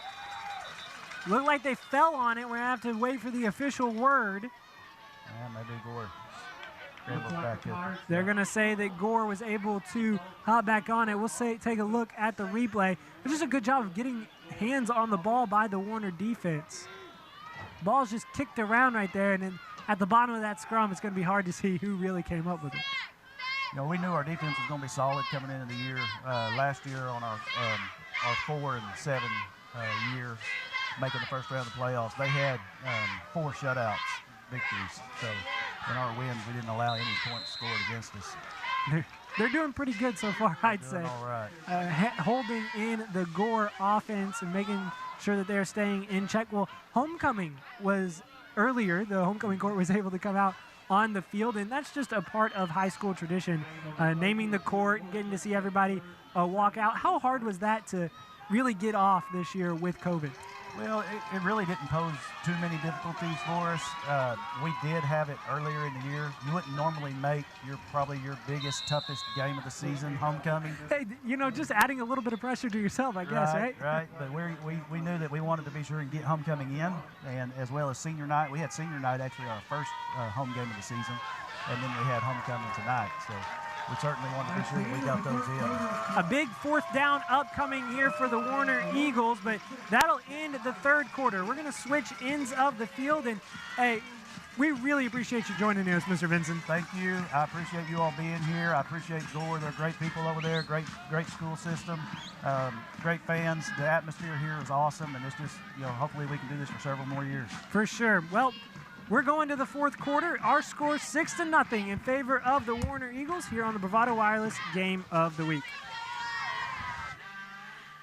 Bravado Wireless is committed to doing our part in the COVID-19 safety measures. Our customers have the ability to pay online, over the phone, as well as payment drop boxes. If you have any questions regarding these payment options, contact your local store and our CSRs will be happy to help you navigate this process as we all do our part during this time of crisis.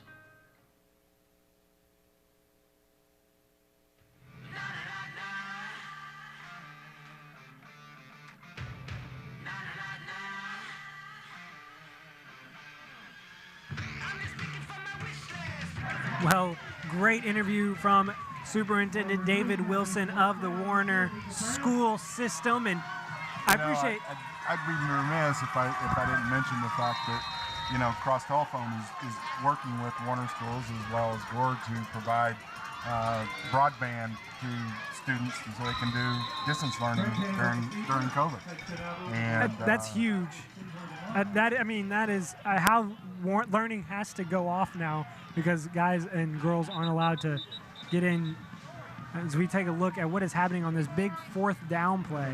But going back to what you were saying, Chris, yeah, it's huge to be able to provide broadband to those people. Is. And and Bravado Wireless is also providing, where fiber is not provided, then we're providing, wireless broadband, so kids can do their schoolwork, and we're proud to be involved. Down on the field, this is definitely not what you want to see if you're the Gore Pirates. That is quarterback Zane Craighead. Craighead looks like he's going to get stretched out right in front of where they're trying to measure for the first down. I think he's gotten this one. That is close, and that's going to be just short. By the nose of the football, Craighead comes up just short. He's getting stretched out. I believe that is the third turnover and downs that Warner has held Gore at. Man, hats off to the Warner defense. Hats off to both of these defenses. 6 points. In today's day and age, even in the high school ranks, you kind of see changes happen at the very top of football and then trickle down, right? Well, football has become a high-scoring sport at the top ranks in the NFL, in college, and towards the upper divisions. Well, they play solid defense here in Class A. Well, you still have the old school offenses. You don't have the elite players on the edge, and you don't have the elite quarterbacks that you're able to do that unless your name's Lincoln Christian. You're exactly right. Mason Jim in motion, running around the edge. First man to get him and wrap him up at the ankles is Noah Cooper. Nothing doing for Jim, and brings up second down and 11.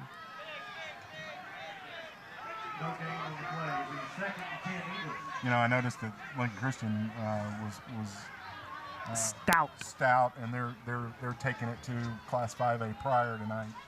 Jeez. Lincoln Christian showed a very talented Beggs team what they were made of earlier in the season. Did. It's always an interesting matchup to see them and other private schools around the Tulsa and Oklahoma City areas. Keeper running right side, a bulldozer is Hayden Peters. And he's going to come up limping. Going to come out of the game. Brings up third down and manageable. Jason Jackson, the freshman, back in at the quarterback position for Warner. This would be huge if you could drive down the field, eat up some clock, and put the ball in the end zone. Yeah, I mean, they definitely need to flip the field here and make a few first downs. Jackson has got Hensley in the backfield. We're going to see after this penalty, is it going to be on the offense or defense? And backing up goes Warner. So I believe that they're going to, yep, that's the official word from the white hat. You know, Offsides. Warner's played this game relatively clean. You know, that's just the third penalty for 15 yards. So they've definitely, you know, you can tell it's the fourth game for them. Yes. Yeah, that's an advantage that Warner's had. And listen, Warner is not going to be making any excuses, and Gore's not going to be making any excuses either. But Warner's not going to take it easy on Gore just because this is their second game. As we had the superintendent, David Vincent, for the Warner Eagles, he knows that this is a rivalry game. Screen pass, intercepted at the 30. To the house goes Jackson Duke. That changes the entire complexion of the game. Duke takes a screen pass 35 yards for a score and ties it up at 6. I believe that ball was even tipped. What a huge play from Jackson Duke. Puts it in the end zone, jumps the screen route, read it all the way, and ties this game up at 6. Now this is a big extra point upcoming for Gore. They had a kicker that was making it from probably 25, 30 yards out. So we'll see if he can get this one through. The snap is down, the kick is up, and it is good. One play has changed the entire complexion of this game as the Gore Pirates now lead 7-6 off the 35-yard interception from Jackson Duke.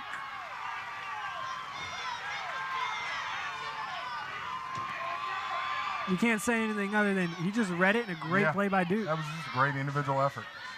And a shocker if you're on the sideline nearest and us. that And changes the strategy that Warner has to do, right? I mean, you know, they were wanting to burn clock and run the game, so now they're going to have to get a little bit more aggressive offensively. The pick 6 for Jackson Duke gives Gore the lead. Now, Gore's been able to move the ball, so you don't have to change anything. You've got plenty of time. 10:21 left in the game. You just need to make sure and check on your freshman quarterback to make sure he's not rattled and understands that the game plan has not changed. You know, and it was a pass that you know you expect him to make. It wasn't a difficult throw. You know, you're just throwing a swing pass out into the flat. And again, that was just, you know, the defensive back just read it. And, you know, maybe the next play you run a fly pattern and fake the swing pass. That's a good kickoff as it's going to land and roll to the 10-yard line and go out of bounds. Great job that time, and a smart play by Mason Jim.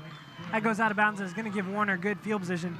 That was a dangerous play there from Jim. He couldn't decide whether or not to let it go or pick it up. You know, and if he touches it, then they don't get the ball at the 35, right? I mean, that's one of those plays you've seen sometimes happen in the NFL where guys will actually go out of bounds and then touch a ball that is still in play, but because they are out of play and they touch it, that makes it out of play and will move the ball up to the 35-yard. Correct. You know, because any athlete just wants to make a play, and you know they want to take the ball, and you know you think you can do it, right?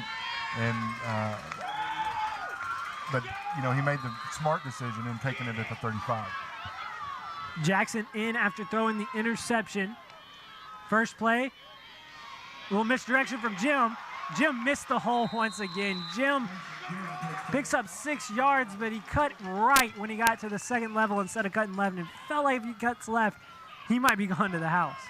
You know, there was a couple plays in the first half that he did that, and it looked like he misread the hole a little bit. You know, that's just experience. Mason Jim, the junior, ran for over 1,800 yards last year. Has been the workhorse so far. Jim, right side, Jim into space. Cuts it upfield and is all the way to the 45-yard line.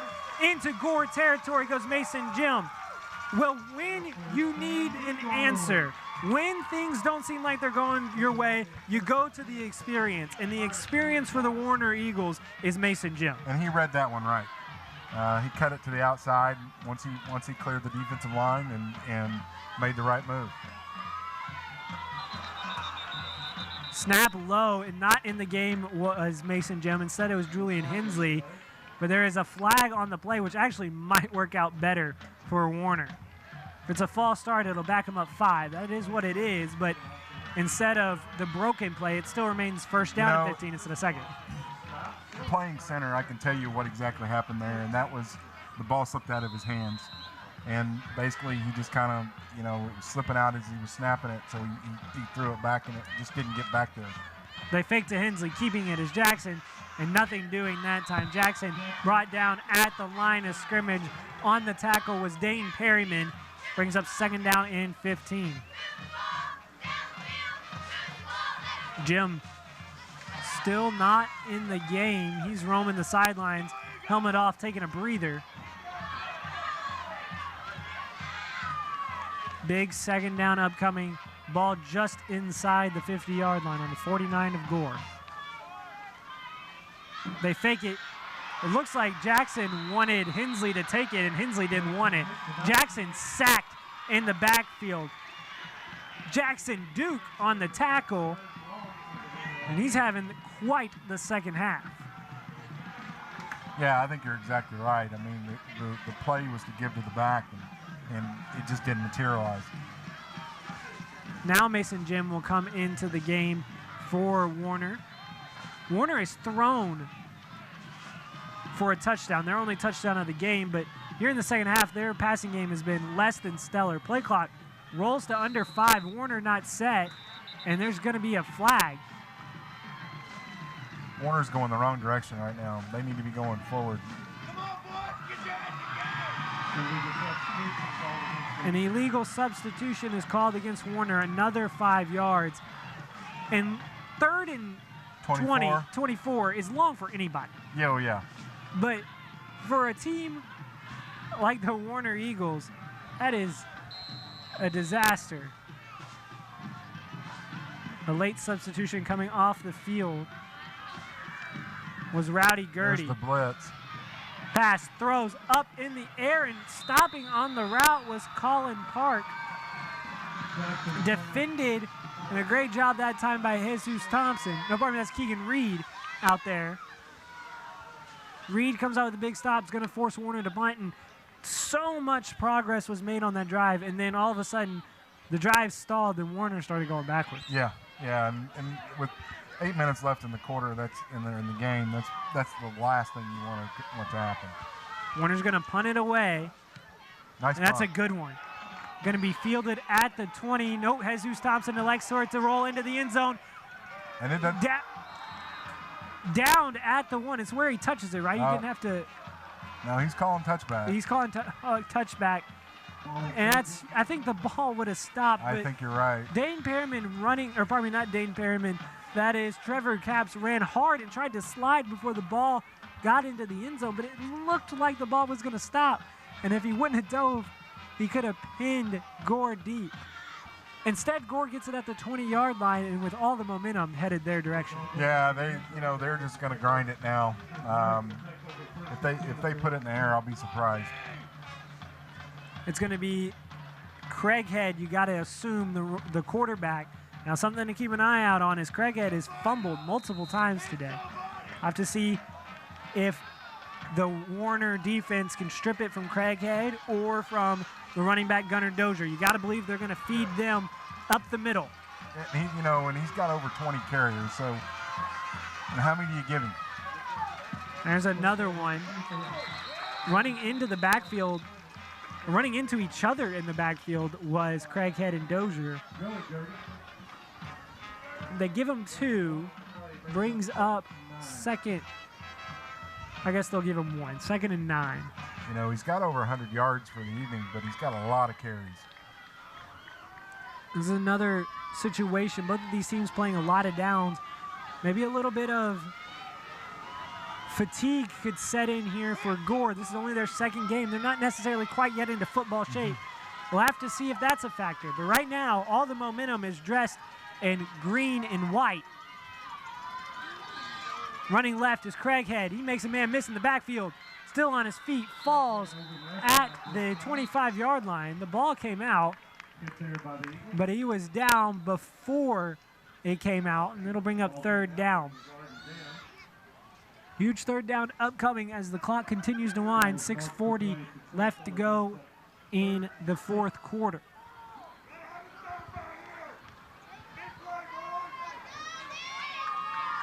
Now, Gore is not in any hurry. They're just... No, they're not, and the play clock's not set yet. I noticed that. Now it runs, but they're still... This clock, Jiminy, the clock is going to go all the way down to 6 minutes. You know, they did not start the play clock on time on this possession at all. And you got to believe that the home fans and the home Warner Eagles, they want to start the clock. They're just waiting on the stripes to do so. Gore snaps it, 1 second on the play clock. Throwing is Craighead. Ball in the air, overthrown. Craighead's intended target was Noah Cooper. On the coverage was Callan Park Engage Maher for... Now that was an interesting call when you've got 3rd and 6 with 6 minutes left to throw the ball and stop the clock. You know, you could have got the clock down to 5 minutes. Now Warner is going to be forced to punt. The kick is away. Pardon me, that was Gore forced to punt. The kick is away, and it is good. It's going to roll to the 34-yard line.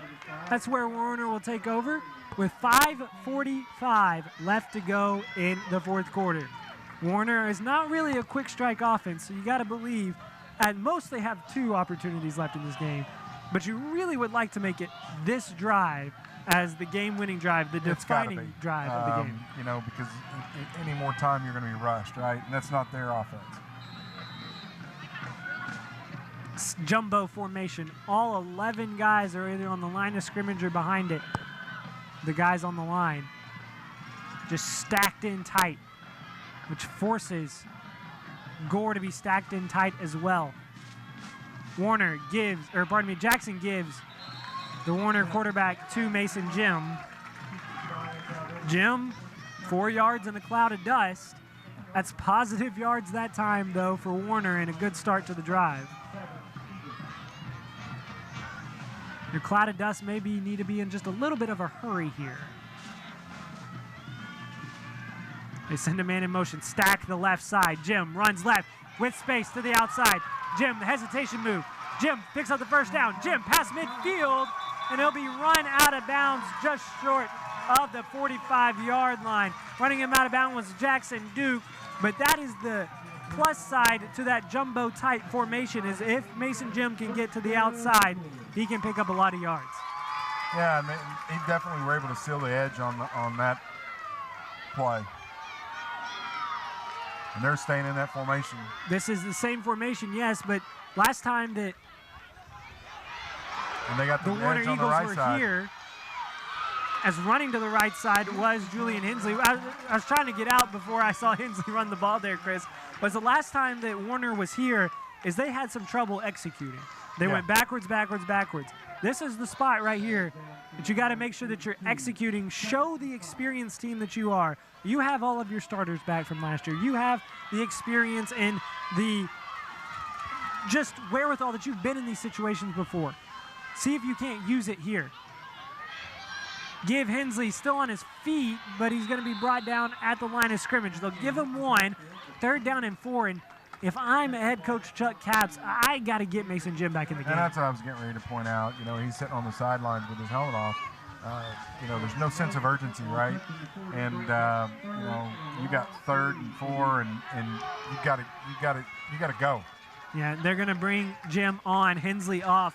Play clock has plenty of time, 15, but as you mentioned, the game clock is going to hit 4 minutes before they get this snap off.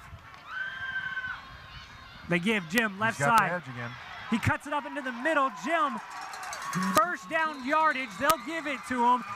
Good job that time by Mason Jim, putting his foot in the ground, getting vertical, and giving the Warner Eagles a new set of downs.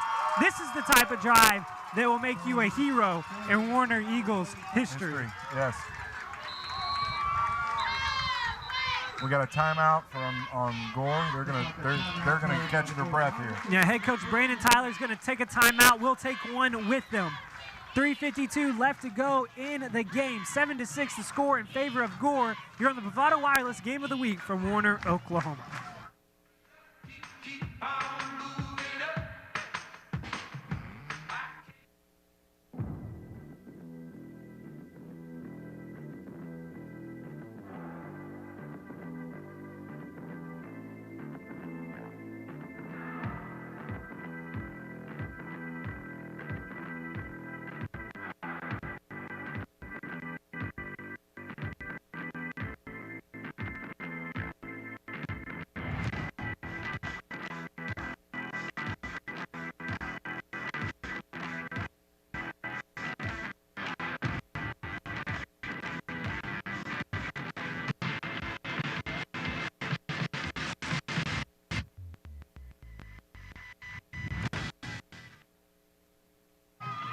3:52 left to go in the fourth quarter. 7-6 in this matchup is the score in this matchup between the Gore Pirates and the Warner Eagles. Two teams that sit and are vying for the top position in the Class A District 8. No, we couldn't ask for a better finish. It's going to be a sprint or maybe just a ground and pound all the way to the end of this game. Seth Campbell, Chris Rule, the Bravado Wireless Game of the Week. Jace Jackson with the keeper. He's tiptoeing. Falls forward to the 35-yard line. Doesn't pick up any yards. And interesting to go away from Mason Jim there. Yeah, and you know, Gore was able to, without the speed, they were able to string that out. And, you know, they just forced it down the line, and there just wasn't a hole there. We were talking about it in the break, but I think that was a good timeout by head coach Brandon Tyler of the Gore Pirates. They were able to catch their breath, and you know, they were a little bit on their, you know, on their heels a little bit, and they were able to regroup and make a play there, and it was a good timeout. We also mentioned that you got to believe this ball is going to Mason Jim, although Warner does spread it out. And you got a penalty. It's going to go against Warner, a false start. It looked like they got a timeout, and we're able to avoid the penalty. Yep. Huge timeout there from Warner. You do not want to be behind the chains. No, that killed your last drive, and you're down to 3 minutes. You're not going to get the ball again. No, and especially now you've used your timeout, so you only have 2 left in the entire game. If you're Warner, we mentioned this earlier, you're going to line the ball up. You're going to depend on your offensive line, which you outweigh the opposing defensive line. You're going to depend on them in your speed bag and Mason Jim. Yeah. Mason Jim. You know, and you know you've got to score a touchdown because you couldn't even kick the extra point. So you got, you know, 35 yards. You can't plan for a field goal. You got to put it in the end zone. And then on the other side, if you're Gore, you pretty much know that's what Warner is going to do. Yeah, I mean, so you have to pony up and stop it. And this is big boy football right now. Yeah, and you know your safeties are going to be probably playing a little bit, a couple yards deeper, and you know you're not going to. Well, they're playing man up, so you see if Warner doesn't go to the air. Gore brings pressure. Yes, they do. Warner to the air. There's the man. Man is open, but passes over Jeremiah Pearson. Jace Jackson had Pearson, but threw it out of bounds just a little too long, and it brings up 3rd down for the Eagles. And that was the right call. They were playing press man coverage on the outside, and you know, you just go over the top. You got to take the shot. 3rd down. Let's see if you can't run Mason Jim. You're back in that bunch formation, and they're in a wildcat. Yeah, Mason Jim is the quarterback. Send a man in motion, running right. Jim's going to try and get to the edge. Corner. Jim to the 30. Jim, can he get to the marker and move the chains? Jim picks up the 1st down. Huge run from Mason Jim. He gets outside of the Gore defense, and that bunch formation pays off once again for Warner. I mean, you knew what they were going to do. I mean, it's just overloading the side and speed. A fresh set of down for the Warner Eagles. That was a huge third down play. And really one of the only times we've seen the Wildcat result in a big play of a gain of 10 or more yards. You know, that was a good replay because you could actually see the Gore knew exactly what they were going to do, and they were flowing that direction. Once again, the Wildcat formation running right. Once again, he's got the corner again. Mason Jim run out of bounds. They're going to keep the clock rolling, so he's going to come down just short. But a nice pickup for Mason Jim as he rolls into the red zone. A spot that Warner really hasn't been. This game's really been played between the 30s. Yes, it has. All game long. So this is almost unfamiliar territory. Ball set up on the 20-yard line. Clock continues to roll, under 2:30 to go. Mason Jim is once again your quarterback. Jim has trouble with the snap. He can't fall on it. The Gore Pirates come up with it. Mason Jim lets it go right through his hands in a huge play from Gore. It has been the Gore Pirates making mistakes all game long, but the biggest mistake comes from the Warner Eagles, and Gore takes advantage. That's just, you know, he had the ball and he just didn't secure it. I feel sorry for the young man because he had a heck of a ball game. He is showing just physical pain, bent over on the sideline, helmet off. You take another look at the replay. This is almost a situation where he wanted to run with the ball and wasn't really paying attention. It could be a tired Mason Jim, and he just goes too high and he can't fall on it. A break for the Gore Pirates in the biggest of ways. Warner still has 2 timeouts, so they can technically get the ball back. There's a flag on the play. A delay of the game will move Gore backwards. That's a good start if you're Warner. Now, you're not going to get the ball back with a ton of time, but if you can use your timeouts, force a 3 and out from Gore, you will get the ball back.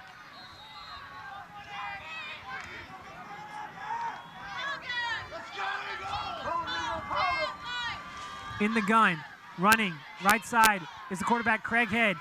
Craighead brought down at the 26-yard line. He picks up 6, brings up 2nd down and 9. There's a man down, a little injury timeout here. Man down on the ground for Warner is Hunter Gertie.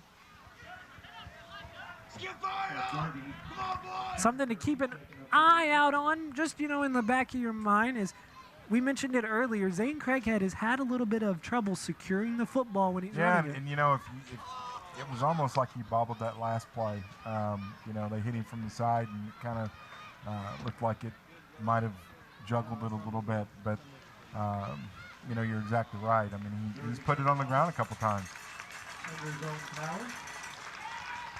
Getting back to the original line of scrimmage brings up 2nd and 10 Pirates. Now, the ball will run, or the clock will run once the whistle's signal, because Warner did not take a timeout, correct?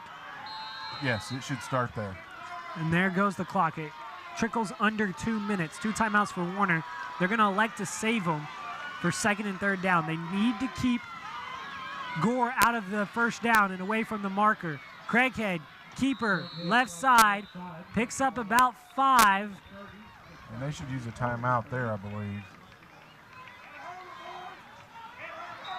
Warner now takes a timeout. It looked like 3, 4, 5 seconds came off before the Eagles decided to take a timeout. Head coach Chuck Capps does take a timeout. I want to take this time to let you know that this game is brought to you by Bravado Wireless. Bravado Wireless is your local partner in the wireless game. Whether you need cell phone, whether you need wireless connection, whatever you need, Bravado Wireless will be there for you. As I said, your local partner in the wireless game. They've got some great cell phones for you. As Chris mentioned earlier, they're helping kids get connected all over Eastern Oklahoma for doing online classes. It's a great program that's being offered by Bravado. I want to take the time to shout out to Warner for welcoming us here this week, and we're in their backyard, so we kind of take them for granted some. And this is our first time to be at Warner. Craighead on the keeper. Looked like he might have had space as there's a late flag. He is dropped behind. Now they'll give him 1 yard, but well short of the 1st down. Brings up 4th down. We're going to have to see what this penalty is. If this is against... I would think it's probably holding. This is in the area of holding, and that is what it is. So not against Warner. It goes against Gore. He's going back. Can you decline that penalty, though? I don't think so. I think because if it would bring up 4th down and 5 or 6, but you're really worried more about the clock than necessarily the clock shouldn't start on. It should start on the snap. Okay. So, especially after a penalty, at least I think so. Nope, they went ahead and started. So. See, that's why you decline it. So you can take your timeout. Instead, the clock's going to continue to run. If you're Gore, you're totally fine with this.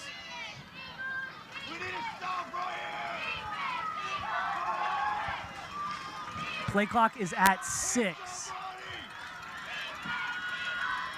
Give, running right side with space to run. At the first down marker, game over. Blue Stewart puts this game on ice. And the Gore Pirates were tested by the Warner Eagles. They were pushed to the brink by the Warner Eagles. But when push came to shove, the Gore Pirates proved that they are the class of District 8. Yeah, no, Warner doesn't have anything to hang their head on. They played a heck of a ball game, and they've got a lot to fight for the rest of the year. 4 teams make the playoffs, and they could definitely be one of them. Central will probably be up there in the running as well. So pickup of about 2, and calling his final timeout is head coach Chuck Capps. It's the final timeout for the Warner Eagles, and with 25 seconds on the play clock and 44 seconds on the game clock, you could have 1, maybe 2 more snaps left in this game, and then it's over. Again, I want to say thanks to Warner and Warner High School and the welcome mat that they put out for us, and we're halfway through the season. It's hard to believe, but that is crazy. This is our 5th game, and this is a service that we do as a company, and we enjoy it, and it's a way for us to get involved in our local communities that we serve. And again, Warner's in our backyard. Sometimes we take them, for granted since they are in our backyard, but we're glad to be here and be involved with Warner schools and also Gore schools. Nothing but hospitable here for the Warner Eagles as Craighead takes the snap and takes the knee. Play clock resets to 40, and that should be the last snap of the game. You can see head coach Capps is all the way at the sideline almost, or at the hash mark. That'll do it for us here in the Bravado Wireless Game of the Week in Warner, Oklahoma. And we are at Hilldale, I believe, next week. Yes, we will be at Hilldale and getting on the line and shaking hands, something you really don't see a whole lot in these COVID times. They're going to be both of these teams. They're going to shake hands at the 50-yard line. But what a heck of a game between both of these teams and the Gore Pirates and the Warner Eagles. Well, it was really Warner that controlled this game from start to finish, Chris. I think that, obviously the miscue with the turnover and the pick 6 wins the game, right? And Warner controlled the game and in the line of scrimmage, but at the end of it, it's miscues that win you the W. Warner's defense did not give up an offensive touchdown. The pick 6 by Jackson Duke was the difference, and you got to see the freshman kind of come out for the for the Warner Eagles. It came out in just an inopportune time, throws the interception, but also a great individual effort by Duke to jump the route and get into the end zone. If in my opinion, if Gore cleans up the mistakes, they're going to be a definite power and a team to reckon with the rest of the year. They were able to move the ball through in between the 30s, went up and down the field. They just self-destructed when they got close.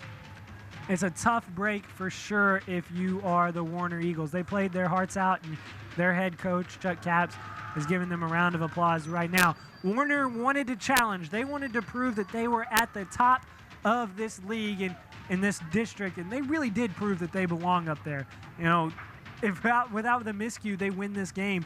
They were so close, they just can't break through. And as you're right, and as a program, you know, they're turning it around, and they're definitely, you know, putting their name in the hat as a player in the district and as a player in Class A. You know, they've got some continual movement to make to be an elite program, but they're getting there. You know, this program used to be an elite program back in the quote unquote the day. You know, and you know, people didn't want to play Warner back in the 80s and 90s, but they're getting back to that, and you know, that takes a lot of hard work. You know, the summer workouts and the you know, off season, and you know, they've got a good coach, and he'll get them there for sure. Well, if you take a look at the schedule, the Warner Eagles will move to 2-2 on the year. They will go play at Concord in their next game. Meanwhile, on the other side, the Gore Pirates, they move to 2-0, which is just strange to think about. They move to 2-0, 1-0 in conference, and they will go play at Central next week. Well, the Bravado, go ahead. That will be the game, because you've got, you know, 2-0 Gore team going against Salisaw Central, and you know, Salisaw Central is you know, just you talk about a program in Class A. They are year in, year out. You know, 2 years ago we saw them play Gore in the playoffs, and these two teams will strap it up. You know, next week we go, I was wrong, we don't go to Hilldale, we go to Shakota. A very familiar place for us. Yeah, we like going to Shakota. You know, we get treated nice there, and we actually have a pretty good ball game with Stigler, who's undefeated. Yes. And you know, they're playing some serious ball in Class 3A. And you know, I don't know if anyone can beat Lincoln Christian. We saw them against Beggs, but you know, Stigler's playing good. Yes. And I don't think we've seen Stigler before, you know, this year or previous years. So I'm looking forward to that. Well, tune in next week, same time, same place, wherever you are watching us right now, as we wrap up our coverage of the Bravado Wireless Game of the Week here in Warner, Oklahoma. Your final score, 7-6 in favor of the Gore Pirates. The Warner Eagles came close, but when it came down to it, the Gore Pirates come out on top. Your final score, 7-6 once again. Well, for Chris Rule and our entire Bravado Wireless crew, I am Seth Campbell saying so long, and we will see you back here next week.